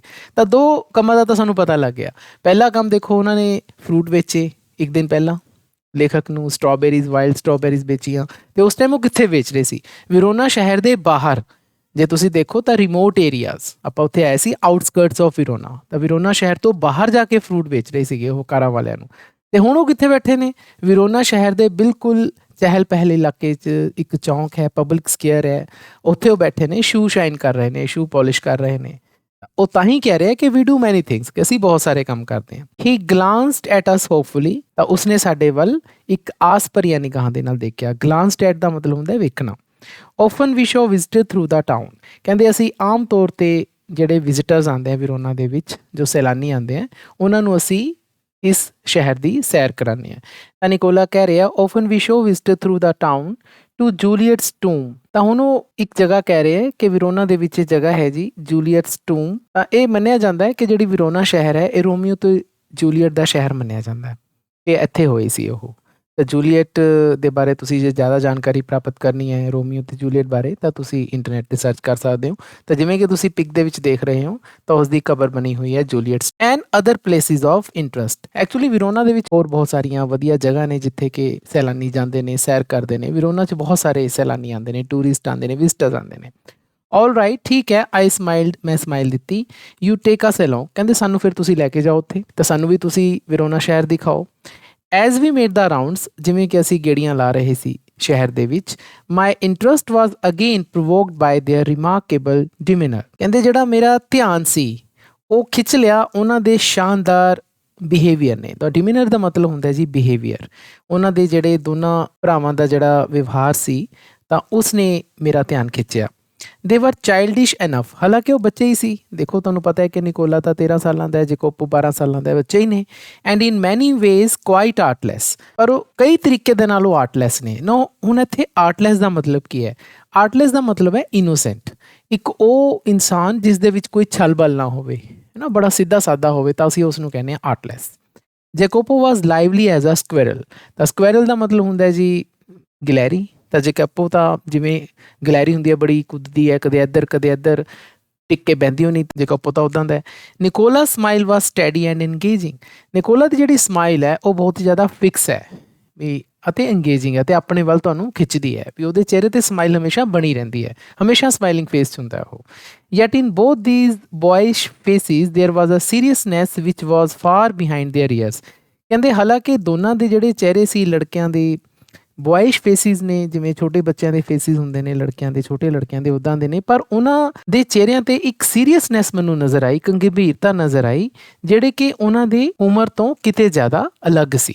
ਆਮ ਤੌਰ 'ਤੇ ਜਿਹੜੇ ਛੋਟੇ ਬੱਚੇ ਹੁੰਦੇ ਨੇ ਉਹ ਸੀਰੀਅਸ ਨਹੀਂ ਨਾ ਹੁੰਦੇ, ਲੇਕਿਨ ਉਹਨਾਂ ਬੱਚਿਆਂ ਦੇ ਚਿਹਰਿਆਂ 'ਤੇ ਮੈਨੂੰ ਗੰਭੀਰਤਾ ਨਜ਼ਰ ਆਈ, ਉਹ ਗੰਭੀਰਤਾ ਜੋ ਕਿ ਆਮ ਤੌਰ 'ਤੇ ਵੱਡਿਆਂ ਦੇ ਚਿਹਰਿਆਂ 'ਤੇ ਨਜ਼ਰ ਆਉਂਦੀ ਹੈ। ਤਾਂ ਸਟੂਡੈਂਟਸ, ਡਿਮੀਨਰ ਦਾ ਮਤਲਬ ਗਲੋਸਰੀ ਦੇ ਵਿੱਚ ਵੀ ਲਿਖਿਆ ਹੋਇਆ ਦਾ ਵੇ ਦੈਟ ਸਮਬਡੀ ਲੁਕਸ ਔਰ ਬਿਹੇਵਸ। ਇਹਦਾ ਮਤਲਬ ਇਹ ਹੋਇਆ ਕਿ ਕੋਈ ਪਰਸਨ ਕਿਵੇਂ ਕਿਸੇ ਨਾਲ ਬਿਹੇਵ ਕਰਦਾ ਹੈ, ਕਿਵੇਂ ਦੇਖਦਾ, ਤਾਂ ਅਸੀਂ ਉਸ ਨੂੰ ਡਿਮੀਨਰ ਦੇ ਕਹਿੰਦੇ ਹਾਂ ਜੀ। ਇਨ ਦਾ ਵੀਕ ਵਿਚ ਫੋਲੋਡ ਵੀ ਸੋ ਦੈਮ ਫ੍ਰੀਕੁਐਂਟਲੀ, ਕਹਿੰਦੇ ਅਗਲੇ ਹਫਤੇ ਅਸੀਂ ਉਹਨਾਂ ਨੂੰ ਅਕਸਰ ਦੇਖਦੇ ਰਹਿੰਦੇ। ਫ੍ਰੀਕੁਐਂਟਲੀ ਦਾ ਮਤਲਬ ਅਕਸਰ ਸਾਨੂੰ ਉਹ ਦੋਨੇ ਜਣੇ ਮਿਲਦੇ ਰਹਿੰਦੇ, ਦੋਵੇਂ ਭਰਾ ਮਿਲਦੇ ਰਹਿੰਦੇ।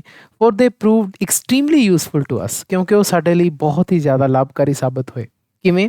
If we wanted a pack of American chocolates or seats for the opera or the name of a good restaurant, Nicola and Jacopo could be relied upon to satisfy our needs. ਕਹਿੰਦੇ ਜੇਕਰ ਸਾਨੂੰ ਕੋਈ American chocolates ਦਾ pack ਚਾਹੀਦਾ ਸੀ, ਸਾਨੂੰ American chocolate ਚਾਹੀਦੇ ਸੀ। ਹੁਣ ਦੇਖੋ ਵਿਰੋਨਾ Italy ਦਾ ਸ਼ਹਿਰ ਹੈ, ਯੂਰਪ 'ਚ ਪੈਂਦਾ ਹੈ। ਹੁਣ ਜਿਹੜਾ ਰਾਈਟਰ ਹੈ ਇਹ ਆਪ ਅਮਰੀਕਨ ਹੈ, ਤਾਂ ਇਹ ਅਮਰੀਕਨ ਚੋਕਲੇਟ ਦਾ ਸ਼ੌਕੀਨ ਹੈ। ਉਹਨਾਂ ਦਿਨਾਂ ਦੇ ਵਿੱਚ ਜੇਕਰ ਇਸ ਨੂੰ ਅਮਰੀਕਨ ਚੋਕਲੇਟ ਖਾਣ ਦੀ ਕਦੇ ਇੱਛਾ ਹੁੰਦੀ ਤਾਂ ਨਿਕੋਲਾ ਤੇ ਜੈਕੋਪੋ ਉਸ ਨੂੰ ਲਿਆ ਦਿੰਦੇ, ਜਾਂ ਫਿਰ ਇਸ ਦਾ ਓਪਰਾ ਦੇਖਣ ਦੀ ਕਦੇ ਮੂਡ ਬਣਦਾ। ਨਾ ਓਪਰਾ ਕੀ ਹੁੰਦਾ ਹੈ ਜੀ? ਇਹ ਇੱਕ ਤਰ੍ਹਾਂ ਦਾ ਪਲੇ ਹੁੰਦਾ ਹੈ ਜੀ, ਜੋ ਕਿ ਕਾਫੀ ਜ਼ਿਆਦਾ ਪਾਪੂਲਰ ਹੈ ਯੂਰਪ ਦੇ ਵਿੱਚ, ਖਾਸ ਤੌਰ 'ਤੇ ਇੰਗਲੈਂਡ ਦੇ ਵਿੱਚ। ਬਹੁਤ ਵੱਡੀ ਸਟੇਜ ਹੁੰਦੀ ਹੈ ਜਿਸ ਦੇ ਉੱਪਰ ਲਾਈਵ ਸ਼ੋਅ ਦਿਖਾਇਆ ਜਾਂਦਾ ਹੈ, ਤਾਂ ਨਾਟਕ ਹੁੰਦੇ ਆ ਜੀ, ਅਤੇ ਤੁਸੀਂ ਓਪਰਾ ਦੇਖ ਸਕਦੇ ਹੋ ਯੂਟਿਊਬ 'ਤੇ। ਤਾਂ ਜੇਕਰ ਕਦੇ ਇਸ ਤਰ੍ਹਾਂ ਦੇ ਸਾਨੂੰ ਓਪਰਾ ਸ਼ੋਅ ਦੀਆਂ ਟਿਕਟਸ ਚਾਹੀਦੀਆਂ ਸੀ ਤਾਂ ਸਾਨੂੰ ਲਿਆ ਦਿੰਦੇ ਸੀ। ਜਾਂ ਫਿਰ ਕਦੇ ਸਾਨੂੰ ਕਿਸੇ ਗੁੱਡ ਰੈਸਟੋਰਾਂ ਦੇ ਵਿੱਚ ਸਾਡਾ ਜਾਣ ਦਾ ਮਨ ਕਰਦਾ ਕਿ ਅੱਜ ਖਾਣਾ ਬਾਹਰ ਖਾਈਏ, ਤਾਂ ਵੀ ਸਾਨੂੰ ਨਿਕੋਲਾ ਤੇ ਜੈਕੋਪੋ ਦੱਸਦੇ ਕਿ ਉਹ ਰੈਸਟੋਰੈਂਟ ਅੱਛਾ ਜੀ, ਉੱਥੇ ਜਾਓ। ਤਾਂ ਨਿਕੋਲਾ ਤੇ ਜੈਕੋਪੋ ਕੁਡ ਬੀ ਰਿਲਾਈਡ ਅਪੋਨ, ਕਹਿੰਦੇ ਨਾ ਸਾਰੇ ਕੰਮਾਂ ਦੇ ਲਈ ਨਿਕੋਲਾ ਤੇ ਜੈਕੋਪੋ 'ਤੇ ਅਸੀਂ ਰਿਲਾਈ ਕਰ ਸਕਦੇ ਸੀ, ਅਸੀਂ ਭਰੋਸਾ ਕਰ ਸਕਦੇ ਸੀ, ਕਿਉਂਕਿ ਸਾਨੂੰ ਪਤਾ ਸੀ ਕਿ ਸਾਡੀਆਂ ਜ਼ਰੂਰਤਾਂ ਪੂਰੀਆਂ ਹੋ ਜਾਣਗੀਆਂ। What struck one most was their willingness to work, ਕਹਿੰਦੇ ਕਿਸੇ ਨੂੰ ਵੀ ਜਿਹੜੀ ਚੀਜ਼ ਉਹਨਾਂ ਦੀ ਸਭ ਤੋਂ ਵਧੀਆ ਲੱਗਦੀ ਸੀ, ਸਟਰਕ ਵਨ ਦਾ ਮਤਲਬ ਕਿਸੇ ਨੂੰ ਵੀ ਕਿਹਾ ਜਾਂਦਾ ਹੈ, ਜੋ ਕਿ ਚੀਜ਼ ਉਹਨਾਂ ਦੇ ਪ੍ਰਤੀ ਸਭ ਤੋਂ ਵਧੀਆ ਕਿਸੇ ਨੂੰ ਲੱਗਦੀ ਸੀ, ਤਾਂ ਉਹਨਾਂ ਦਾ ਵਿਲਿੰਗਨੈਸ ਟੂ ਵਰਕ ਸੀ, ਕਿ ਕੰਮ ਕਰਨ ਦੇ ਲਈ ਉਹ ਤਿਆਰ ਸੀ। ਵਿਲਿੰਗ ਸੀ, ਵਿਲਿੰਗ ਦਾ ਮਤਲਬ ਹੁੰਦਾ ਹੈ ਜਦੋਂ ਤੁਸੀਂ ਮਨੋਂ ਤਿਆਰ ਹੋਵੋ ਕਿਸੇ ਕੰਮ ਕਰਨ ਦੇ ਲਈ। ਡਿਊਰਿੰਗ ਦੀਜ਼ ਸਮਰ ਡੇਜ਼, ਹੁਣ ਉਹਨਾਂ ਦਿਨਾਂ ਦੇ ਵਿੱਚ ਗਰਮੀਆਂ ਦੇ ਦਿਨ ਸੀ ਜੀ, ਤਾਂ ਇਹਨਾਂ ਗਰਮੀਆਂ ਦੇ ਦਿਨਾਂ ਦੌਰਾਨ ਅੰਡਰ ਦਾ ਹੌਟ ਸਨ, ਤਾਂ ਗਰਮੀਆਂ ਦੇ ਦਿਨਾਂ ਦੇ ਵਿੱਚ ਸਿਖਰ ਦੁਪਹਿਰੇ ਦੇ ਸ਼ਾਈਨ ਸ਼ੂਜ਼, ਤਾਂ ਅਸੀਂ ਉਹਨਾਂ ਨੂੰ ਕੀ ਕਰਦੇ ਦੇਖਦੇ? ਸ਼ੂਜ਼ ਪੋਲਿਸ਼ ਕਰਦੇ ਹੋਏ ਦੇਖਦੇ। ਸੋਲਡ ਫਰੂਟ ਵੇਚਦੇ ਹੋਏ ਦੇਖਦੇ। ਹੌਕਡ ਨਿਊਜ਼ਪੇਪਰ ਸਵੇਰੇ ਸਵੇਰੇ ਉਹਨਾਂ ਨੂੰ ਵੇਚਦੇ ਹੋਏ ਦੇਖਦੇ। ਕੰਡਕਟਡ ਟੂਰਿਸਟ ਰਾਊਂਡ ਦਾ ਟਾਊਨ, ਸੈਲਾਨੀਆਂ ਨੂੰ ਸ਼ਹਿਰ ਘੁਮਾਉਂਦੇ ਹੋਏ ਸਾਨੂੰ ਉਹ ਦਿਖਦੇ। ਐਂਡ ਰੈਨ ਐਰੈਂਡਸ, ਤਾਂ ਰੈਨ ਐਰੈਂਡਸ ਦਾ ਮਤਲਬ ਹੁੰਦਾ, ਇੱਕ ਫਰੇਜ਼ ਹੈ ਜੀ, ਇਹਦਾ ਮਤਲਬ ਹੈ ਛੋਟੇ ਮੋਟੇ ਕੰਮ ਭੱਜ ਕੇ ਕਰਨਾ, ਫਟਾਫਟ ਕਰਨਾ, ਉਸ ਨੂੰ ਕਹਿੰਦੇ ਨੇ।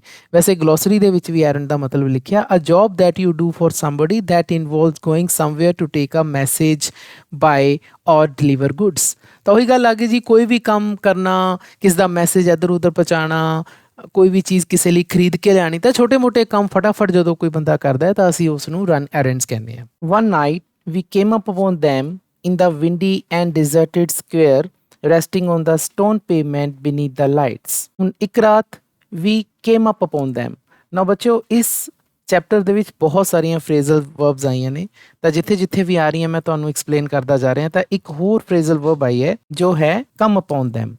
ਨਾਓ ਕਮ ਅਪੋਨ somebody ਦਾ ਤੇ ਇੱਥੇ them ਲੱਗਿਆ ਹੋਇਆ। ਇਹਦਾ ਮਤਲਬ ਹੈ ਜਦੋਂ ਤੁਸੀਂ ਕਿਸੇ ਨੂੰ ਮਿਲਦੇ ਹੋ, ਟੂ ਮੀਟ somebody, ਤਾਂ ਇਹਦਾ ਮਤਲਬ ਹੁੰਦਾ ਹੈ ਕਿਸੇ ਨੂੰ ਮਿਲਣਾ, ਕਮ ਅਪੋਨ them। ਤਾਂ ਇਹ ਧਿਆਨ ਰੱਖਣਾ ਬੱਚਿਓ, ਫਰੇਜ਼ਲ ਵਰਬ ਦੀ ਜਾਣਕਾਰੀ ਹੋਣਾ ਕਿਸੇ ਵੀ ਇੰਗਲਿਸ਼ ਸਟੂਡੈਂਟ ਦੇ ਲਈ ਬਹੁਤ ਜ਼ਿਆਦਾ ਜ਼ਰੂਰੀ ਹੈ। ਤਾਂ ਇਹ ਕਾਫੀ ਸਾਰੀਆਂ ਫਰੇਜ਼ਲ ਵਰਬਸ ਹੈ, ਇਹਨਾਂ ਦੀ ਲਿਸਟ ਆਪਣੀ ਤੁਸੀਂ ਪੈਨ ਨੋਟਬੁੱਕਸ ਤੇ ਜ਼ਰੂਰ ਬਣਾਈਓ ਜੋ ਇਸ ਚੈਪਟਰ 'ਚ ਆਈਆਂ ਨੇ। them ਦਾ ਮਤਲਬ ਉਹਨਾਂ ਦੋਨਾਂ ਭਰਾਵਾਂ ਨੂੰ ਹੀ ਕਿਹਾ ਗਿਆ ਹੈ। ਤਾਂ ਵੀ ਇੱਥੇ ਉਹੀ ਸਾਡਾ ਨਰੇਟਰ ਏਜੇ ਕਰੋਨਿੰਗ ਤੇ ਉਹਦਾ ਫਰੈਂਡ ਲੂਈਜੀ, ਉਹਨਾਂ ਦੋਵੇਂ ਭਰਾਵਾਂ ਨੂੰ ਮਿਲੇ। ਤਾਂ ਮੌਸਮ ਕਿੱਦਾਂ ਦਾ ਸੀ? ਵਿੰਡੀ ਸੀ ਜੀ, ਹਵਾ ਕਾਫੀ ਚੱਲ ਰਹੀ ਸੀ। ਐਂਡ ਡਿਜ਼ਰਟਿਡ ਸਕੇਅਰ ਉਹੀ ਜਿਹੜਾ ਪਬਲਿਕ ਸਕੇਅਰ ਜਿਹਦੀ ਪਹਿਲਾਂ ਗੱਲ ਹੋਈ ਹੈ ਨਾ, ਇੱਥੇ ਡੈਜ਼ਰਟਿਡ ਲਿਖਿਆ ਹੋਇਆ। ਡੈਜ਼ਰਟਿਡ ਦਾ ਮਤਲਬ ਉੱਥੇ ਉਸ ਟਾਈਮ ਹੁਣ ਕੋਈ ਨਹੀਂ ਸੀ, ਸਿਰਫ ਉਹ ਦੋਨੀ ਭਰਾ ਸਾਨੂੰ ਦਿਖ ਰਹੇ ਸੀ, ਕੋਈ ਹੋਰ ਨਹੀਂ ਸੀ ਉੱਥੇ। ਤੇ ਉਹ ਕਿੱਥੇ ਬੈਠੇ ਸੀ? ਰੈਸਟਿੰਗ ਔਨ ਦਾ ਸਟੋਨ ਪੇਵਮੈਂਟ, ਪੱਥਰ ਦਾ ਬਣਿਆ ਹੋਇਆ ਇੱਕ ਫੁੱਟਪਾਥ ਸੀ, ਉਸੇ ਤੇ ਬੈਠੇ ਰੈਸਟ ਕਰ ਰਹੇ ਸੀ ਅਤੇ ਲਾਈਟਸ ਦੇ ਨੀਚੇ ਬੈਠੇ ਹੋਏ ਸੀ। ਤਾਂ ਚੌਂਕ ਦੇ ਵਿੱਚ ਕੁਝ ਲਾਈਟਸ ਜਲ ਰਹੀਆਂ ਸੀ, ਉਹਦੇ ਨੀਚੇ ਉਹ ਫੁੱਟਪਾਥ ਜੋ ਕਿ ਪੱਥਰ ਦਾ ਬਣਿਆ ਸੀ ਉਸ ਤੇ ਬੈਠੇ ਸੀ। ਨਿਕੋਲਾ ਸੈਟ ਅਪਰਾਈਟ, ਤਾਂ ਨਿਕੋਲਾ ਬਿਲਕੁਲ ਸਿੱਧਾ ਬੈਠਾ ਸੀ। ਟਾਇਰਡ, ਪਰ ਉਹ ਥੱਕਿਆ ਨਜ਼ਰ ਆ ਰਿਹਾ ਸੀ। ਅ ਬੰਡਲ ਆਫ ਅਨਸੋਲਡ ਨਿਊਜ਼ਪੇਪਰਸ ਲੇ ਐਟ ਹਿਸ ਫੀਟ, ਅਣਵਿਕੇ ਅਖਬਾਰਾਂ ਦਾ ਇੱਕ ਬੰਡਲ ਉਸ ਦੇ ਪੈਰਾਂ ਦੇ ਕੋਲ ਪਿਆ ਸੀ। ਲੇ ਐਟ ਹਿਸ ਫੀਟ, ਸਾਨੂੰ ਇਹ ਅੰਦਾਜ਼ਾ ਲੱਗ ਜਾਂਦਾ ਬੱਚਿਓ ਕਿ ਉਹ ਅਖਬਾਰ ਵੀ ਵੇਚਦੇ ਸੀ। ਜਕੋਪੋ, ਹਿਸ ਹੈਡ ਰੈਸਟਿੰਗ ਅਪੋਨ ਹਿਸ ਬ੍ਰਦਰ ਸ਼ੋਲਡਰ ਵਾਜ਼ ਅਸਲੀਪ। ਹੁਣ ਜਿਹੜਾ ਜਕੋਪੋ ਉਸਦਾ ਛੋਟਾ ਭਰਾ ਹੈ, 1 ਸਾਲ ਛੋਟਾ ਉਸ ਤੋਂ, ਉਸਦਾ ਜਿਹੜਾ ਸਿਰ ਹੈ ਉਹ ਆਪਣੇ ਭਰਾ ਦੇ ਮੋਢੇ ਦੇ ਉੱਪਰ ਰੱਖਿਆ ਹੋਇਆ ਉਸਨੇ ਅਤੇ ਉਹ ਸੁੱਤਾ ਪਿਆ। ਵਾਜ਼ ਅਸਲੀਪ, ਸੁੱਤਾ ਹੋਇਆ ਉਹ। ਇਟ ਵਾਜ਼ ਨੀਅਰਲੀ ਮਿਡਨਾਈਟ, ਤੇ ਇਹ ਅੱਧੀ ਰਾਤ ਦਾ ਸਮਾਂ ਸੀ, 11-12 ਵਜੇ ਦੀ ਗੱਲ ਹੋ ਰਹੀ ਹੈ। ਤਾਂ ਹੁਣ ਦੇਖੋ ਬੱਚਿਓ, ਉਹਨਾਂ ਭਰਾਵਾਂ ਬਾਰੇ ਜਾਣਕਾਰੀ ਤੁਹਾਨੂੰ ਮਿਲਦੀ ਹੈ ਕਿ ਉਹ ਕਿੰਨੇ ਮਿਹਨਤੀ ਸੀਗੇ, ਫਰੂਟਸ ਵੇਚਦੇ ਸੀਗੇ, ਸ਼ੂ ਸ਼ਾਈਨ ਕਰਦੇ ਸੀਗੇ, ਤੇ ਹੁਣ ਦੇਖੋ ਉਹ ਰਾਤ ਨੂੰ 12 ਵਜੇ ਨਿਊਜ਼ਪੇਪਰ ਵੀ ਵੇਚ ਰਹੇ ਨੇ। Why are you out so late Nicola? ਹੁਣ ਰਾਈਟਰ ਪੁੱਛਦਾ ਨਿਕੋਲਾ ਨੂੰ ਕਿ ਤੁਸੀਂ ਇੰਨੀ ਲੇਟ ਰਾਤ ਨੂੰ ਕੀ ਕਰ ਰਹੇ ਹੋ ਬਾਹਰ, ਤੁਸੀਂ ਕਿਉਂ ਬੈਠੇ ਹੋ ਇੱਥੇ? Waiting for the last bus from Padua. ਹੁਣ ਉਹ ਆਨਸਰ ਦੇ ਰਿਹਾ ਜੀ ਨਿਕੋਲਾ ਕਿ ਅਸੀਂ ਪੈਡਵਾ ਤੋਂ ਜਿਹੜੀ ਲਾਸਟ ਬੱਸ ਆ ਰਹੀ ਹੈ ਵਿਰੋਨਾ ਵੱਲ, ਉਸ ਦੀ ਵੇਟ ਕਰ ਰਹੇ ਹਾਂ। ਤਾਂ ਬੱਚੇ ਮੈਂ ਦੱਸਣਾ ਚਾਹਾਂਗਾ ਕਿ ਪੈਡਵਾ ਵੀ ਇਟਲੀ ਦਾ ਇੱਕ ਬਹੁਤ ਹੀ ਪ੍ਰਸਿੱਧ ਸ਼ਹਿਰ ਹੈ, ਕਾਫੀ ਖੂਬਸੂਰਤ ਸ਼ਹਿਰ ਹੈ। ਇਸ ਦੇ ਵਿੱਚ ਬਹੁਤ ਸਾਰੇ ਹਿਸਟੋਰੀਕਲ ਮੋਨੂਮੈਂਟਸ ਨੇ ਜਿੱਥੇ ਸੈਲਾਨੀ ਜਾਂਦੇ ਨੇ। ਤਾਂ ਵਿਰੋਨਾ ਤੇ ਪੈਡਵਾ ਦੇ ਵਿਚਕਾਰ ਲੋਕੀ ਕਾਫੀ ਆਉਂਦੇ ਜਾਂਦੇ ਨੇ, ਬੱਸਾਂ ਚੱਲਦੀਆਂ ਨੇ। ਤਾਂ ਹੁਣ ਉਹ ਪੈਡਵਾ ਤੋਂ ਵਿਰੋਨਾ ਦੀ ਜਿਹੜੀ ਲਾਸਟ ਬੱਸ ਰਾਤ ਨੂੰ ਆ ਰਹੀ ਹੈ, ਉਸ ਬੱਸ ਦੀ ਇਹ ਦੋਵੇਂ ਭਰਾ ਵੇਟ ਕਰ ਰਹੇ ਨੇ। We shall sell our papers when it comes in. ਹੁਣ ਉਹ ਦੂਸਰੀ ਲਾਈਨ ਦੇ ਵਿੱਚ ਉਸ ਬੱਸ ਦੀ ਵੇਟ ਜੋ ਕਰ ਰਹੇ ਨੇ ਉਸ ਦਾ ਉਹ ਕਾਰਨ ਦੱਸਦੇ ਨੇ। ਕਹਿੰਦੇ ਅਸੀਂ ਆਪਣੇ ਜਿਹੜੇ ਨਿਊਜ਼ਪੇਪਰਸ ਨੇ ਉਹ ਵੇਚਾਂਗੇ ਵੈਨ ਇਟ ਕਮਸ ਇਨ, ਜਦੋਂ ਉਹ ਬੱਸ ਆਏਗੀ। ਤਾਂ ਇਟ ਦਾ ਮਤਲਬ ਇੱਥੇ ਜਿਹੜੀ ਲਾਸਟ ਬੱਸ ਹੈ ਪੈਡਵਾ ਤੋਂ ਆ ਰਹੀ ਹੈ ਉਸ ਨੂੰ ਕਿਹਾ ਗਿਆ। ਮਤਲਬ ਉਸ ਲਾਸਟ ਬੱਸ ਦੀ ਵੇਟ ਕਰ ਰਹੇ ਨੇ ਕਿ ਉੱਥੋਂ ਸੈਲਾਨੀ ਆਉਣਗੇ ਤੇ ਸਾਡੇ ਪੇਪਰ ਖਰੀਦਣਗੇ ਤੇ ਸਾਡੇ ਪੇਪਰ ਜੋ ਨਿਊਜ਼ਪੇਪਰ ਬਚੇ ਹੋਏ ਉਹ ਵਿਕ ਜਾਣਗੇ। Must you work so hard, ਤੁਸੀਂ ਇੰਨੀ ਸਖਤ ਮਿਹਨਤ ਕਰਦੇ ਹੋ। ਯੂ ਬੋਥ ਲੁੱਕ ਰਾਦਰ ਟਾਇਰਡ, ਪਰ ਮੈਨੂੰ ਤੁਸੀਂ ਬਹੁਤ ਹੀ ਜ਼ਿਆਦਾ ਥੱਕੇ ਮਹਿਸੂਸ ਹੋ ਰਹੇ ਹੋ। ਹੁਣ ਇਹ ਗੱਲਾਂ ਰਾਈਟਰ ਕਹਿ ਰਹੇ ਨੇ। We are not complaining sir. ਹੁਣ ਉਹ ਦੋਨੇ ਭਰਾ ਕੀ ਆਨਸਰ ਦਿੰਦੇ ਨੇ? ਵੀ ਆਰ ਨੋਟ ਕੰਪਲੇਨਿੰਗ, ਕਿ ਸਾਨੂੰ ਕੋਈ ਸ਼ਿਕਾਇਤ ਨਹੀਂ ਹੈ। ਇੰਨੀ ਜ਼ਿਆਦਾ ਮਿਹਨਤ ਕਰਨ ਦੇ ਬਾਵਜੂਦ ਉਹ ਕੋਈ ਕੰਪਲੇਨ ਨਹੀਂ ਕਰ ਰਹੇ ਆਪਣੀ ਲਾਈਫ ਤੋਂ, ਲਾਈਫ ਦੇ ਨਾਲ ਉਹ ਖੁਸ਼ ਨੇ। But next morning when I went over to the fountain to have my shoes shines I said. ਅਗਲੀ ਸਵੇਰ ਜਦੋਂ ਮੈਂ, ਹੁਣ ਰਾਈਟਰ ਇਕੱਲੇ ਗਏ ਆ ਉੱਥੇ, ਵੈਂਟ ਓਵਰ ਦਾ ਮਤਲਬ ਉਸੇ ਚੌਂਕ ਵੱਲ ਗਏ, ਟੂ ਦਾ ਫਾਊਂਟੇਨ ਜਿੱਥੇ ਉਹ ਪਬਲਿਕ ਸਕੇਅਰ ਹੈ, ਉੱਥੇ ਇੱਕ ਫੁਆਰਾ ਚੱਲ ਰਿਹਾ ਉਸ ਦੇ ਕੋਲੇ ਗਏ, ਕਿਉਂਕਿ ਮੈਂ ਆਪਣੇ ਸ਼ੂਜ਼ ਸ਼ਾਈਨ ਕਰਾਣੇ ਸੀਗੇ, ਸ਼ੂ ਸ਼ਾਈਨਸ ਕਰਾਣੇ ਸੀ, ਉਹ ਜੁੱਤੇ ਪਾਲਿਸ਼ ਕਰਾਣੇ ਸੀ। ਤਾਂ ਮੈਂ ਕਿਹਾ Nicola the way you and Jacopo work you must earn quite a bit. ਕਹਿੰਦੇ ਜਿਵੇਂ ਤੂੰ ਤੇ ਤੇਰਾ ਭਰਾ ਜੈਕੋਪੋ ਕੰਮ ਕਰ ਰਹੇ ਹੋ, ਮੈਂ ਤੁਹਾਨੂੰ ਸਾਰਾ ਦਿਨ ਕੰਮ ਕਰਦੇ ਦੇਖਦਾ, ਤਾਂ ਤੁਸੀਂ ਤਾਂ ਬਹੁਤ ਜ਼ਿਆਦਾ, ਯੂ ਮਸਟ ਅਰਨ, ਤੁਸੀਂ ਕਾਫੀ ਜ਼ਿਆਦਾ ਪੈਸਾ ਕਮਾ ਲਿਆ ਹੋਏਗਾ। ਕੁਆਇਟ ਅ ਬਿਟ, ਕਾਫੀ ਜ਼ਿਆਦਾ ਪੈਸਾ ਕਮਾ ਲਿਆ ਹੋਏਗਾ। ਅਰਨ ਦਾ ਮਤਲਬ ਇੱਥੇ ਬੱਚਿਓ ਪੈਸਾ Kamana. You spend nothing on clothes, ਕਹਿੰਦੇ ਜ਼ਿਆਦਾ ਮੈਂ ਤੁਹਾਨੂੰ ਦੇਖਿਆ ਤੁਸੀਂ ਕੱਪੜਿਆਂ 'ਤੇ ਕੁਛ ਨਹੀਂ ਖਰਚਦੇ। ਯਾਦ ਕਰੋ ਸਟੂਡੈਂਟਸ ਕਿ ਜਦੋਂ ਚੈਪਟਰ ਸਟਾਰਟ ਹੋਇਆ ਸੀ ਤਾਂ ਨਿਕੋਲਾ ਤੇ ਜੈਕੋਪੋ ਦੀ ਜਿਹੜੀ ਅਪੀਅਰੈਂਸ ਸੀ, ਫਿਜ਼ੀਕਲ ਅਪੀਅਰੈਂਸ ਨੂੰ ਦੇਖ ਕੇ ਰਾਈਟਰ ਦਾ ਜਿਹੜਾ ਫਰੈਂਡ ਲੂਈਜੀ ਸੀਗਾ ਉਸਨੇ ਮੋਢੇ ਮਾਰੇ ਸੀ। ਉਹ ਕਹਿ ਰਿਹਾ ਸੀ ਕਿ ਬੱਚਿਆਂ ਤੋਂ ਤੁਸੀਂ ਫਰੂਟਸ ਨਾ ਖਰੀਦੋ, ਇਸ ਤੋਂ ਵਧੀਆ ਫਰੂਟਸ ਆਪਾਂ ਨੂੰ ਸ਼ਹਿਰ 'ਚ ਮਿਲ ਜਾਣਗੇ। ਤਾਂ ਉੱਥੋਂ ਸਾਨੂੰ ਉਹਨਾਂ ਦੀ ਹਾਲਤ ਦਾ ਪਤਾ ਚੱਲਦਾ ਹੈ। ਤਾਂ ਕੱਪੜੇ ਤਾਂ ਕਦੇ ਉਹਨਾਂ ਨੇ ਪ੍ਰੋਪਰ ਪਾਏ ਹੀ ਨਹੀਂ, ਫਟੇ ਪੁਰਾਣੇ ਕੱਪੜੇ ਪਾ ਕੇ ਫਿਰਦੇ ਆ ਦੋਨੇ ਭਰਾ। ਫਿਰ ਅੱਗੇ ਰਾਈਟਰ ਕਹਿੰਦਾ ਹੈ ਯੂ ਈਟ ਲਿਟਲ ਇਨਫ, ਕਹਿੰਦੇ ਤੁਸੀਂ ਬਹੁਤ ਥੋੜ੍ਹਾ ਖਾਂਦੇ ਹੋ। When I see you have a meal, ਕਹਿੰਦੇ ਜਦੋਂ ਵੀ ਮੈਂ ਤੁਹਾਨੂੰ ਆਪਣਾ ਭੋਜਨ ਖਾਂਦੇ ਹੋਏ ਦੇਖਦਾ, ਹੈਵ ਅ ਮੀਲ ਦਾ ਮਤਲਬ ਭੋਜਨ ਖਾਣਾ, it's usually black bread and figs. ਕਹਿੰਦੇ ਆਮ ਤੌਰ 'ਤੇ ਜਾਂ ਤਾਂ ਤੁਸੀਂ ਬਲੈਕ ਬ੍ਰੈਡ ਖਾਂਦੇ ਹੋ ਜਾਂ ਫਿਰ ਤੁਸੀਂ ਨਾਸ਼ਪਤੀਆਂ ਖਾਂਦੇ ਹੋ। ਫਿਗ ਦਾ ਮਤਲਬ ਨਾਸ਼ਪਤੀ ਹੈ। ਤਾਂ ਸਟੂਡੈਂਟਸ ਜਿਹੜੀ ਬਲੈਕ ਬ੍ਰੈਡ ਹੈ ਨਾ, ਇਹ ਵੀ ਇੱਕ ਬ੍ਰੈਡ ਦੀ ਕਿਸਮ ਹੈ। ਜਿਵੇਂ ਅਸੀਂ ਬਰਾਊਨ ਬ੍ਰੈਡ ਜਾਂ ਵਾਈਟ ਬ੍ਰੈਡ ਖਾਂਦੇ ਹਾਂ ਤਾਂ ਬਲੈਕ ਬ੍ਰੈਡ ਵੀ ਬਣਦੀ ਹੈ। ਰਾਈ ਤੋਂ ਬਣਦੀ ਹੈ। ਇਹ ਇੱਕ ਤਰ੍ਹਾਂ ਦਾ ਅਨਾਜ ਹੈ, ਕਾਫੀ ਡਾਰਕ ਕਲਰ ਦੀ ਹੁੰਦੀ ਹੈ, ਜਿਵੇਂ ਤੁਸੀਂ ਸਕਰੀਨ 'ਤੇ ਦੇਖ ਪਾ ਰਹੇ ਹੋ। ਕਹਿੰਦੇ ਆਮ ਤੌਰ 'ਤੇ ਮੈਂ ਤੁਹਾਨੂੰ ਬਲੈਕ ਬ੍ਰੈਡ ਅਤੇ ਨਾਸ਼ਪਤੀਆਂ ਖਾਂਦੇ ਹੀ ਦੇਖਦਾ। ਟੈਲ ਮੀ, ਮੈਨੂੰ ਦੱਸੋ, what do you do with your money? ਤੁਸੀਂ ਇਸ ਪੈਸੇ ਦੇ ਨਾਲ ਕੀ ਕਰਦੇ ਹੋ? ਪੈਸਾ ਤਾਂ ਤੁਸੀਂ ਕਮਾਉਂਦੇ ਹੋ, ਸਾਰਾ ਦਿਨ ਲੱਗੇ ਰਹਿੰਦੇ ਹੋ, ਤੁਸੀਂ ਕਰਦੇ ਕੀ ਹੋ ਇਸ ਪੈਸੇ ਦਾ? ਤੁਸੀਂ ਆਪਣੇ 'ਤੇ ਪੈਸਾ ਨਹੀਂ ਖਰਚਦੇ, ਤੁਸੀਂ ਆਪਣੇ ਕੱਪੜਿਆਂ 'ਤੇ ਪੈਸਾ ਨਹੀਂ ਖਰਚਦੇ, ਤੁਸੀਂ ਆਪਣੇ ਖਾਣਾ ਬੜਾ ਸਾਦਾ ਰੱਖਿਆ ਹੋਇਆ, ਤਾਂ ਪੈਸਾ ਜਾਂਦਾ ਕਿੱਥੇ ਤੁਹਾਡਾ? ਹੁਣ ਰਾਈਟਰ ਹੈਰਾਨ ਹੈ। ਹੀ ਕਲਰ ਡੀਪਲੀ ਅੰਡਰ ਹਿਸ ਸਨਬਰਨ ਦੈਨ ਗਰੂ ਪੇਲ। ਇਹ ਲਾਈਨ ਨੂੰ ਬੱਚਿਓ ਧਿਆਨ ਨਾਲ ਸਮਝੋ। ਇੱਥੇ ਹੀ ਦਾ ਮਤਲਬ ਨਿਕੋਲਾ ਨੂੰ ਕਿਹਾ ਗਿਆ, ਕਿਉਂਕਿ ਨਿਕੋਲਾ ਨਾਲ ਹੀ ਗੱਲ ਕਰ ਰਿਹਾ ਹੈ। ਨਿਕੋਲਾ ਕਲਰ ਡੀਪਲੀ ਅੰਡਰ ਹਿਸ ਸਨਬਰਨ। ਤਾਂ ਸਨਬਰਨ ਦਾ ਮਤਲਬ ਹੁੰਦਾ ਕਿ ਜਦੋਂ ਸਪੋਜ਼ ਕਰੋ ਆਪਾਂ ਕਾਫੀ ਜ਼ਿਆਦਾ ਧੁੱਪੇ ਫਿਰੀਏ ਤਾਂ ਆਪਣੀ ਸਕਿਨ ਥੋੜ੍ਹੀ ਕਾਲੀ ਹੋ ਜਾਂਦੀ ਹੈ, ਲੇਕਿਨ ਉਹ ਕਲਰਡ ਹੋ ਗਿਆ, ਆਪਣੀ ਸਕਿਨ ਤੋਂ ਵੀ ਕਲਰਡ ਹੋ ਗਿਆ। ਤਾਂ ਕਲਰਡ ਦਾ ਮਤਲਬ ਹੁੰਦਾ ਤੁਹਾਡੀ ਸਕਿਨ ਦਾ ਕਲਰ ਚੇਂਜ ਹੋਣਾ। ਹੁੰਦਾ ਕਲਰ ਕਦੋਂ ਚੇਂਜ ਹੁੰਦਾ? ਜਿਵੇਂ ਮੰਨ ਲਓ ਕਦੇ ਕਿਸੇ ਪਰਸਨ ਨੂੰ ਬਹੁਤ ਜ਼ਿਆਦਾ ਗੁੱਸਾ ਚੜ੍ਹ ਜੇ ਤਾਂ ਉਹਦਾ ਰੰਗ ਲਾਲ ਹੋ ਜਾਂਦਾ ਹੈ, ਜਾਂ ਫਿਰ ਸਪੋਜ਼ ਕਰੋ ਕਿ ਕੋਈ ਪਰਸਨ ਸ਼ਰਮਾ ਜੇ ਬਹੁਤ ਜ਼ਿਆਦਾ, ਸ਼ਰਮਾਨ ਦੇ ਨਾਲ ਵੀ ਕਲਰ ਕਈ ਵਾਰੀ ਥੋੜ੍ਹਾ ਜਿਹਾ ਲਾਲ ਜਿਹਾ ਹੋ ਜਾਂਦਾ। ਤਾਂ ਇੱਥੇ ਉਹੀ ਕਲਰਡ ਹੈ। ਕਹਿੰਦੇ ਉਸ ਦਾ ਜਿਹੜਾ ਸਨਬਰਨ ਕਲਰ ਹੈ ਉਹ ਥੋੜ੍ਹਾ ਜਿਹਾ ਚੇਂਜ ਹੋ ਗਿਆ। ਦੈਨ ਗਰੂ ਪੇਲ, ਅਤੇ ਫਿਰ ਉਹ ਪੀਲਾ ਪੈ ਗਿਆ। ਤਾਂ ਦੋਨੇ ਵਾਰੀ ਕਲਰ ਚੇਂਜ ਹੋਣ ਦੀ ਗੱਲ ਹੈ। ਪਹਿਲਾਂ ਤਾਂ ਦੇਖੋ ਉਸਦਾ ਕਲਰ ਲਾਲ ਰੰਗ 'ਚ ਚੇਂਜ ਹੋਇਆ, ਜਿਹੜਾ ਉਹਦਾ ਸਨਬਰਨ ਕਲਰ ਹੈ, ਬਾਅਦ 'ਚ ਉਹ ਪੀਲਾ ਪੈ ਗਿਆ। ਤਾਂ ਇੱਥੋਂ ਤੁਸੀਂ ਅੰਦਾਜ਼ਾ ਲਾ ਸਕਦੇ ਹੋ ਕਿ ਜਦੋਂ ਇਹ ਕੁਐਸਚਨ ਪੁੱਛਿਆ ਗਿਆ ਕਿ what do you do with your money, ਜਦੋਂ ਰਾਈਟਰ ਇਹ ਕੁਐਸਚਨ ਪੁੱਛਦਾ ਨਿਕੋਲਾ ਨੂੰ ਤਾਂ ਉਹ ਕੰਫਰਟੇਬਲ ਨਹੀਂ ਹੁੰਦਾ ਇਸ ਦਾ ਆਨਸਰ ਦੇਣ ਦੇ ਲਈ। ਤਾਂ ਨਿਕੋਲਾ ਥੋੜ੍ਹਾ ਜਿਹਾ ਅਪਸੈਟ ਜਿਹਾ ਹੋ ਜਾਂਦਾ ਹੈ ਇਸ ਕੁਐਸਚਨ ਦੇ ਨਾਲ। ਹੀ ਲੁਕਡ ਟੂ ਦਾ ਗਰਾਊਂਡ, ਹਾਲਾਂਕਿ ਉਹ ਕੁਝ ਬੋਲਦਾ ਨਹੀਂ, ਉਹ ਸਿਰਫ ਜ਼ਮੀਨ ਵੱਲ ਦੇਖਦਾ। You must be saving up to emigrate to America. ਤਾਂ ਹੁਣ ਆਨਸਰ ਖੁਦ ਰਾਈਟਰ ਦੇ ਰਿਹਾ ਏ ਜੇ ਕਰੋਨਿਨ। ਕਹਿੰਦੇ ਮੈਨੂੰ ਇਹ ਲੱਗਦਾ ਹੈ you must be saving up, ਕਿ ਤੁਸੀਂ ਪੈਸੇ ਜੋੜ ਰਹੇ ਹੋ, to emigrate to America, America 'ਚ ਐਮੀਗ੍ਰੇਸ਼ਨ ਕਰਨ ਦੇ ਲਈ। ਨਾਓ ਸਟੂਡੈਂਟਸ, ਐਮੀਗ੍ਰੇਟ ਦਾ ਮਤਲਬ ਹੁੰਦਾ ਹੈ ਜਦੋਂ ਆਪਾਂ ਕਿਸੇ ਜਗ੍ਹਾ ਨੂੰ ਛੱਡ ਕੇ ਪਰਮਾਨੈਂਟਲੀ ਕਿਸੇ ਦੂਸਰੀ ਜਗ੍ਹਾ ਦੇ ਵਿੱਚ ਜਾ ਕੇ ਸੈਟਲ ਹੋ ਜਾਈਏ, ਤਾਂ ਇਸ ਨੂੰ ਆਪਾਂ ਐਮੀਗ੍ਰੇਟ ਕਹਿੰਦੇ ਹਾਂ। ਐਮੀਗ੍ਰੇਟ ਦਾ ਮਤਲਬ ਮੈਂ ਤੁਹਾਨੂੰ ਦੱਸ ਚੁੱਕਿਆ, ਲੇਕਿਨ ਇੱਕ ਹੋਰ ਵਰਡ ਹੁੰਦਾ ਹੈ ਜੋ ਇਸ ਦੇ ਨਾਲ ਹੀ ਮਿਲਦਾ ਜੁਲਦਾ ਵਰਡ ਹੈ, ਉਹਨੂੰ ਆਪਾਂ ਇਮੀਗ੍ਰੇਟ ਕਹਿੰਦੇ ਹਾਂ। ਹੁਣ ਇਹਨਾਂ ਦੋਨਾਂ ਵਰਡਸ ਦੇ ਵਿੱਚ ਥੋੜਾ ਜਿਹਾ ਡਿਫਰੈਂਸ ਹੈ। ਐਮੀਗ੍ਰੇਟ ਦਾ ਮਤਲਬ ਹੁੰਦਾ ਹੈ ਕਿਸੇ ਜਗ੍ਹਾ ਨੂੰ ਛੱਡ ਕੇ ਕਿਸੇ ਦੂਸਰੀ ਜਗ੍ਹਾ ਦੇ ਵਿੱਚ ਪਰਮਾਨੈਂਟਲੀ ਸੈਟਲ ਹੋਣਾ, ਲੇਕਿਨ ਇਮੀਗ੍ਰੇਟ ਦਾ ਮਤਲਬ ਹੁੰਦਾ ਹੈ ਕਿਸੇ ਦੂਸਰੀ ਜਗ੍ਹਾ ਆ ਜਾਣਾ। ਤਾਂ ਐਮੀਗ੍ਰੇਟ ਤੇ ਇਮੀਗ੍ਰੇਟ ਦੇ ਵਿੱਚ ਬਹੁਤ ਹੀ ਥੋੜਾ ਜਿਹਾ ਡਿਫਰੈਂਸ ਹੈ। ਮੈਂ ਇੱਕ ਵਾਰੀ ਫਿਰ ਦੱਸ ਦਿੰਦਾ। ਈ ਵਾਲੇ ਐਮੀਗ੍ਰੇਟ ਦਾ ਮਤਲਬ ਹੁੰਦਾ ਹੈ ਕਿਸੇ ਇੱਕ ਜਗ੍ਹਾ ਨੂੰ ਛੱਡ ਕੇ ਦੂਸਰੀ ਜਗ੍ਹਾ ਜਾਣਾ, ਪਰ ਇਮੀਗ੍ਰੇਟ ਦਾ ਮਤਲਬ ਹੁੰਦਾ ਹੈ ਕਿਸੇ ਦੂਸਰੀ ਜਗ੍ਹਾ ਆਉਣਾ। ਤਾਂ ਜਾਣਾ ਤੇ ਆਉਣਾ ਦਾ ਹੀ ਫਰਕ ਹੈ, ਹੋਰ ਕੋਈ ਫਰਕ ਨਹੀਂ ਹੈ। ਆਈ ਸੁਜੈਸਟਿਡ, ਮੈਨੇ ਸੁਝਾਅ ਦਿੱਤਾ, ਮੈਨੇ ਆਪਣੇ ਵੱਲੋਂ ਹੀ ਆਨਸਰ ਦੇਣ ਦੀ ਕੋਸ਼ਿਸ਼ ਕੀਤੀ ਨਾ। ਇੱਥੇ ਰਾਈਟਰ ਦੀ ਗੱਲ ਹੈ। ਹੀ ਲੁਕਡ ਐਟ ਮੀ ਸਾਈਡਵੇਜ਼, ਤਾਂ ਹੁਣ ਹੀ ਦਾ ਮਤਲਬ ਇੱਥੇ ਨਿਕੋਲਾ ਹੀ ਹੈ, ਬਿਕੋਜ਼ ਨਿਕੋਲਾ ਨਾਲ ਹੀ ਗੱਲ ਹੋ ਰਹੀ ਹੈ। ਤਾਂ ਨਿਕੋਲਾ ਨੇ ਮੈਨੂੰ ਸਾਈਡ ਤੋਂ ਦੇਖਿਆ, ਸਪੋਕ ਵਿਦ ਐਨ ਐਫਰਟ, ਅਤੇ ਥੋੜਾ ਜਿਹਾ ਹਿੰਮਤ ਕਰਕੇ ਬੋਲਿਆ। ਹੁਣ ਤੁਹਾਨੂੰ ਇਸ ਤੋਂ ਪਹਿਲਾਂ ਵਾਲੀ ਲਾਈਨ ਦਾ ਸਟੂਡੈਂਟਸ ਮੈਂ ਸਮਝਾਇਆ ਸੀ ਕਿ ਉਹ ਅਨਕੰਫਰਟੇਬਲ ਜਿਹਾ ਫੀਲ ਉਹ ਕਰ ਰਿਹਾ ਸੀ, ਬਿਕੋਜ਼ ਉਹ ਬੋਲ ਨਹੀਂ ਪਾਇਆ ਆਨਸਰ।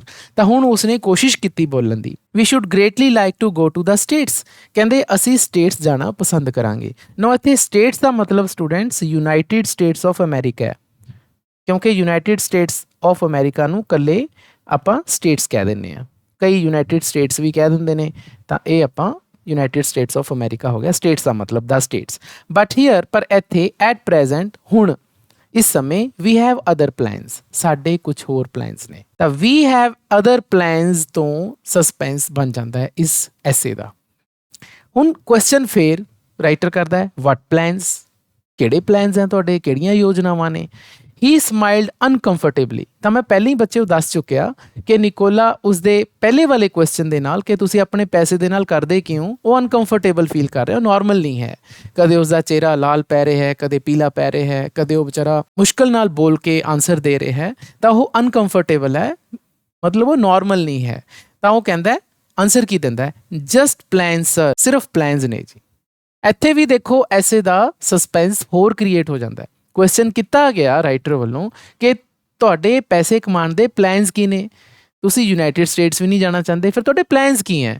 ਤਾਂ ਆਨਸਰ ਕੀ ਨਿਕੋਲਾ ਦਿੰਦਾ, ਜਸਟ ਪਲਾਨਸ, ਕਿ ਸਾਡੇ ਸਿਰਫ ਯੋਜਨਾਵਾਂ ਨੇ ਜੀ, ਦੱਸਦਾ ਨਹੀਂ ਉਹ। ਹੀ ਆਨਸਰਡ ਇਨ ਅ ਲੋ ਵੌਇਸ, ਤਾਂ ਬਹੁਤ ਹੀ ਹੌਲੀ ਆਵਾਜ਼ ਦੇ ਵਿੱਚ ਉਹ ਉੱਤਰ ਦੇ ਰਿਹਾ, ਬਿਕੋਜ਼ ਉਹ ਕੰਫਰਟੇਬਲ ਹੈ ਨਹੀਂ, ਆਪਾਂ ਬਾਰ-ਬਾਰ ਕਹਿ ਚੁੱਕੇ। ਵੈਲ ਠੀਕ ਹੈ, ਆਈ ਸੈਡ, ਮੈਂ ਕਿਹਾ, we are leaving on Monday, ਅਸੀਂ ਮੰਡੇ ਨੂੰ ਜਾ ਰਹੇ ਹਾਂ, ਮਤਲਬ ਰਾਈਟਰ ਵਾਪਸ ਜਾ ਰਿਹਾ ਹੈ ਆਪਣੀ ਜਗ੍ਹਾ।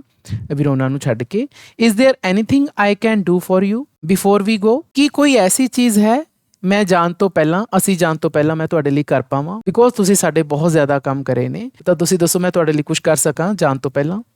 ਨਿਕੋਲਾ ਸ਼ੂਕ ਹਿਜ਼ ਹੈਡ, ਤਾਂ ਨਿਕੋਲਾ ਨੇ ਆਪਣਾ ਸਿਰ ਹਿਲਾਇਆ। ਦੇਖੋ ਨਿਕੋਲਾ ਤੇ ਜੈਕੋਪੋ ਚੋਂ ਵੱਡਾ ਕੌਣ ਹੈ? 1 ਸਾਲ ਵੱਡਾ ਨਿਕੋਲਾ, ਹੈ ਨਾ। ਤਾਂ ਨਿਕੋਲਾ ਨੇ ਆਪਣਾ ਸਿਰ ਹਿਲਾਤਾ ਕਿ ਨਹੀਂ ਜੀ, ਸਾਨੂੰ ਕੋਈ ਨਹੀਂ ਚੀਜ਼ ਚਾਹੀਦੀ ਤੁਹਾਡੇ ਵੱਲੋਂ। ਬਟ ਸਡਨਲੀ ਜੈਕੋਪੋ ਸੈਡ, ਹੁਣ ਜੈਕੋਪੋ ਇੱਕਦਮ ਬੋਲਦਾ ਹੈ ਸਰ, ਹੀ ਬਰਸਟ ਆਊਟ, ਉਹ ਜ਼ੋਰ ਨਾਲ ਬੋਲਦਾ। ਤਾਂ ਬਰਸਟ ਆਊਟ ਵੀ ਬੱਚਿਓ ਫਰੇਜ਼ਲ ਵਰਬ ਹੈ। ਬਰਸਟ ਆਊਟ ਦਾ ਮਤਲਬ ਹੁੰਦਾ ਹੈ ਜ਼ੋਰ ਨਾਲ ਬੋਲਣਾ। ਜਦੋਂ ਆਪਾਂ ਥੋੜ੍ਹਾ ਜ਼ਿਆਦਾ ਜ਼ੋਰ ਲਗਾ ਕੇ ਬੋਲਦੇ ਹਾਂ ਉਹਨੂੰ ਆਪਾਂ ਬਰਸਟ ਆਊਟ ਕਹਿੰਦੇ ਹਾਂ। Every Sunday we make a visit to the country to Poletta 30 kilometres from here. ਕਹਿੰਦੇ ਹਰ ਐਤਵਾਰ, ਐਵਰੀ ਸੰਡੇ ਮਤਲਬ ਹਰ ਐਤਵਾਰ ਅਸੀਂ ਕੰਟਰੀ ਵੱਲ ਜਾਂਦੇ ਹਾਂ। ਮੇਕ ਅ ਵਿਜ਼ਿਟ ਦਾ ਮਤਲਬ ਕਿਸੇ ਜਗ੍ਹਾ ਜਾਣਾ। ਕਿਹੜੀ ਜਗ੍ਹਾ ਜਾਂਦੇ ਹਾਂ? ਪਿੰਡਾਂ ਵੱਲ। ਨਾ ਟੂ ਦਾ ਕੰਟਰੀ ਦਾ ਮਤਲਬ ਹੁੰਦਾ ਬੱਚਿਓ ਪਿੰਡ। ਜਿਹੜੇ ਸਾਡਾ ਦਿਹਾਤ ਇਲਾਕਾ ਹੈ ਉਸ ਨੂੰ ਆਪਾਂ ਦਾ ਕੰਟਰੀ ਕਹਿੰਦੇ ਹਾਂ।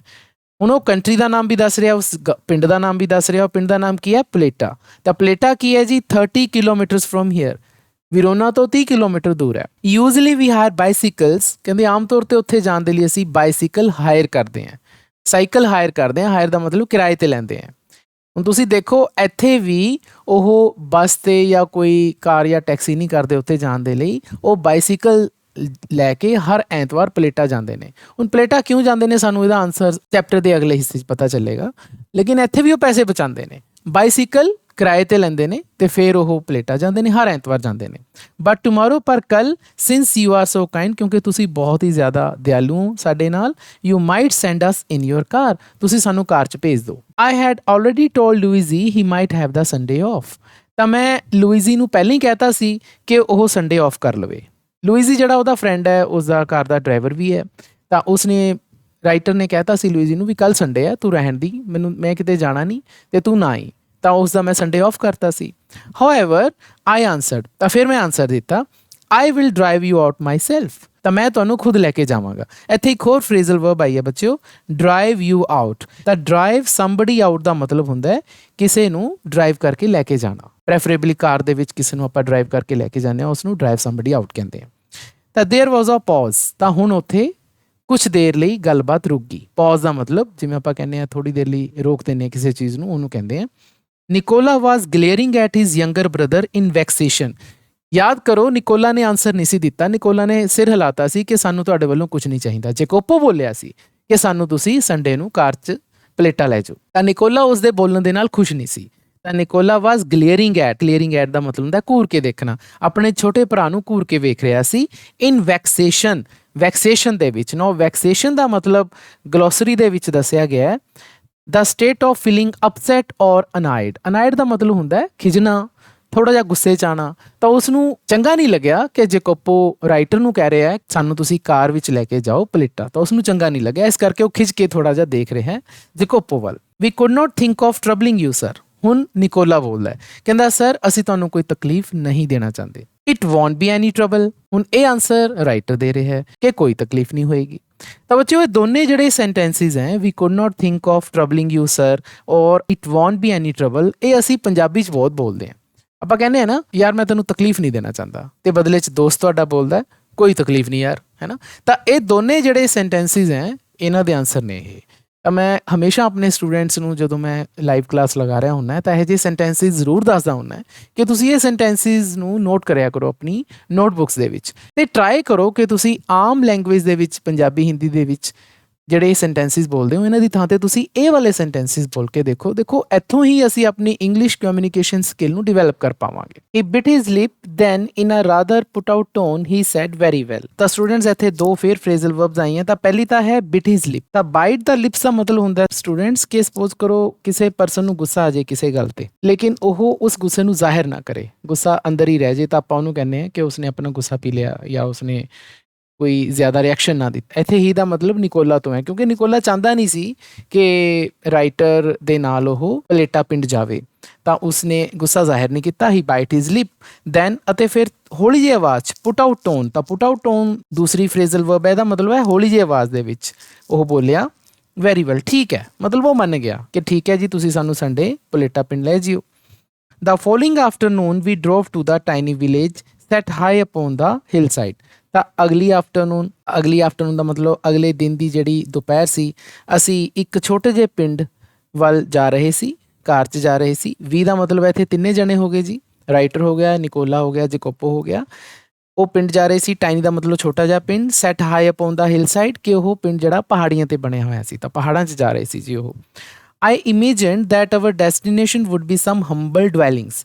ਤਾਂ ਮੈਨੂੰ ਆਸ ਸੀ, ਮੈਂ ਇਹ ਆਸ ਕਰਦਾ ਸੀ ਕਿ ਅਸੀਂ ਜਿੱਥੇ ਜਾ ਰਹੇ ਹਾਂ, ਡੈਸਟੀਨੇਸ਼ਨ ਮਤਲਬ ਪਿੰਡ 'ਚ ਜਿਸ ਘਰ ਜਾ ਰਹੇ ਹਾਂ, ਉਹ ਇੱਕ ਹੰਬਲ ਡਵੈਲਿੰਗ ਹੋਏਗੀ। ਤਾਂ ਹੰਬਲ ਡਵੈਲਿੰਗਸ ਦਾ ਮਤਲਬ ਇੱਥੇ ਗਲੋਸਰੀ ਦੇ ਵਿੱਚ ਲਿਖਿਆ ਹੋਇਆ ਬੱਚਿਓ, ਆ house, flat or an apartment where a person lives. ਤੇ ਜਿੱਥੇ ਵੀ ਆਪਾਂ ਰਹਿੰਦੇ ਹਾਂ, ਕੋਈ ਹਾਊਸ ਹੋਵੇ, ਫਲੈਟ ਹੋਵੇ, ਅਪਾਰਟਮੈਂਟ ਹੋਵੇ, ਛੋਟਾ ਜਿਹਾ ਕਮਰਾ ਹੋਵੇ ਜਾਂ ਘਰ ਹੋਵੇ, ਤਾਂ ਅਸੀਂ ਉਸ ਨੂੰ ਡਵੈਲਿੰਗ ਕਹਿੰਦੇ ਹਾਂ। ਲੇਕਿਨ ਇੱਥੇ ਮੂਹਰੇ ਹੰਬਲ ਲਿਖਿਆ ਹੈ। ਹੰਬਲ ਦਾ ਮਤਲਬ ਹੋਇਆ ਜਿਹੜੀ ਸਿੰਪਲ ਜੀ ਡਵੈਲਿੰਗ ਹੋਵੇ, ਮਤਲਬ ਕੋਈ ਹਾਈਫਾਈ ਘਰ ਨਾ ਹੋਵੇ, ਸਿੰਪਲ ਜਿਹਾ ਘਰ ਹੋਵੇ, ਅਸੀਂ ਉਸ ਨੂੰ ਹੰਬਲ ਡਵੈਲਿੰਗ ਕਹਿੰਦੇ ਹਾਂ।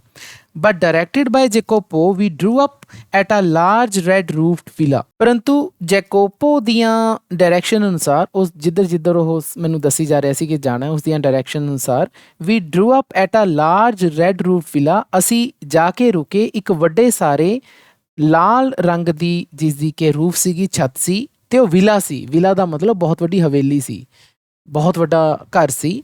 ਤਾਂ ਉਸ ਦੇ ਅੱਗੇ ਜਾ ਕੇ ਰੁਕੇ। ਤਾਂ ਸਟੂਡੈਂਟਸ ਇੱਥੇ ਇੱਕ ਹੋਰ ਫਰੇਜ਼ਲ ਵਰਬ ਆਈ ਹੈ, ਡਰੋ ਅਪ। ਤਾਂ ਮੈਂ ਦੱਸਿਆ ਕਿ ਇਸ ਚੈਪਟਰ ਦੇ ਵਿੱਚ ਬਹੁਤ ਸਾਰੀਆਂ ਫਰੇਜ਼ਲ ਵਰਬਸ ਨੇ, ਤਾਂ ਆਪਾਂ ਸਾਰਿਆਂ ਦੇ ਹੀ ਮਤਲਬ ਜਾਣ ਰਹੇ ਹਾਂ। ਤਾਂ ਡਰੋ ਅਪ ਦਾ ਮਤਲਬ ਹੁੰਦਾ ਹੈ to stop moving. To stop moving ਦਾ ਮਤਲਬ ਜਦੋਂ ਆਪਾਂ ਸਪੋਜ਼ ਕਰੋ ਚੱਲ ਰਹੇ ਹੋਈਏ ਲੇਕਿਨ ਇੱਕਦਮ ਰੁਕ ਜਾਈਏ, ਤਾਂ ਅਸੀਂ ਉਸ ਨੂੰ ਡਰੋਪ ਕਹਿੰਦੇ ਹਾਂ। ਤਾਂ ਅਸੀਂ ਰੁਕ ਗਏ ਇੱਕ ਵਿਲਾ ਦੇ ਅੱਗੇ, ਬਹੁਤ ਵੱਡੇ ਘਰ ਦੇ ਅੱਗੇ ਰੁਕ ਗਏ। ਸਰਾਊਂਡਿਡ ਬਾਈ ਅ ਹਾਈ ਸਟੋਨ ਵਾਲ, ਅਤੇ ਉਸ ਘਰ ਦੇ ਆਲੇ ਦੁਆਲੇ ਇੱਕ ਚਾਰ ਦੀਵਾਰੀ ਜਿਹੜੀ ਸੀਗੀ, ਉਹ ਕਾਫੀ ਜ਼ਿਆਦਾ ਵੱਡੀ ਸਟੋਨ ਦੀ ਬਣੀ ਹੋਈ ਸੀ, ਪੱਥਰਾਂ ਦੀ ਬਣੀ ਹੋਈ ਸੀ। I could scarcely believe my eyes. ਤਾਂ ਮੈਨੂੰ ਆਪਣੀਆਂ ਅੱਖਾਂ 'ਤੇ ਵਿਸ਼ਵਾਸ ਨਹੀਂ ਹੋਇਆ। ਸਕੈਰਸਲੀ ਦਾ ਮਤਲਬ ਹਾਰਡਲੀ, ਇਹ ਨੈਗੇਟਿਵ ਸੈਂਸ ਦੇ ਵਿੱਚ ਇਹ ਐਡਵਰਬ ਯੂਜ਼ ਹੁੰਦੀ ਹੈ।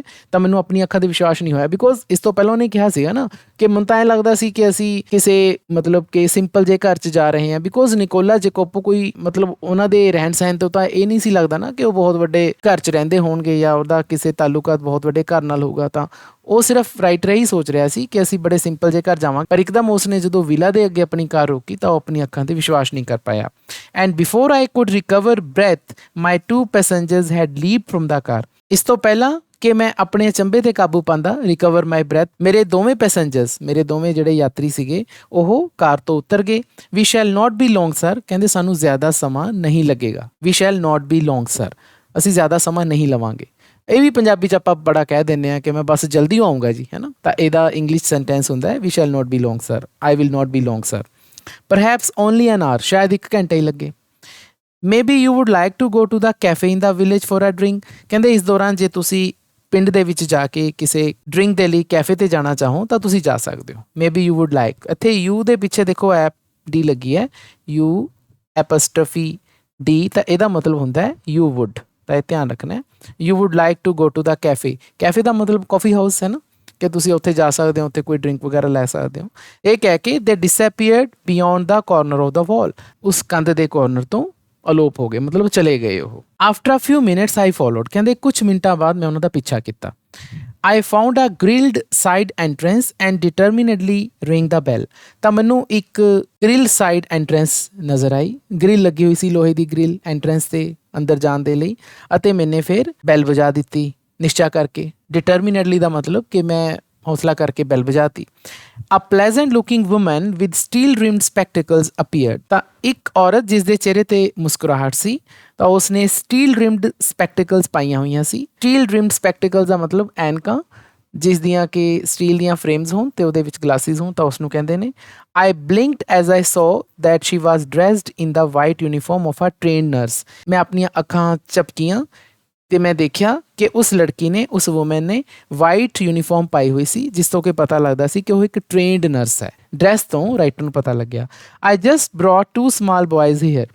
ਤਾਂ ਹੁਣ ਰਾਈਟਰ ਉਸ ਨਰਸ ਨੂੰ ਕਹਿ ਰਿਹਾ ਹੈ ਕਿ ਮੈਂ 2 ਛੋਟੇ ਲੜਕਿਆਂ ਨੂੰ ਇੱਥੇ ਲੈ ਕੇ ਆਇਆ ਜੀ, ਹੁਣੇ ਹੀ ਲੈ ਕੇ ਆਇਆ ਜਸਟ। ਯੈਸ, ਕਹਿੰਦੇ ਹਾਂ। ਹਰ ਫੇਸ ਲਿਟ ਅਪ, ਤਾਂ ਉਸਦਾ ਚਿਹਰਾ ਚਮਕ ਪਿਆ।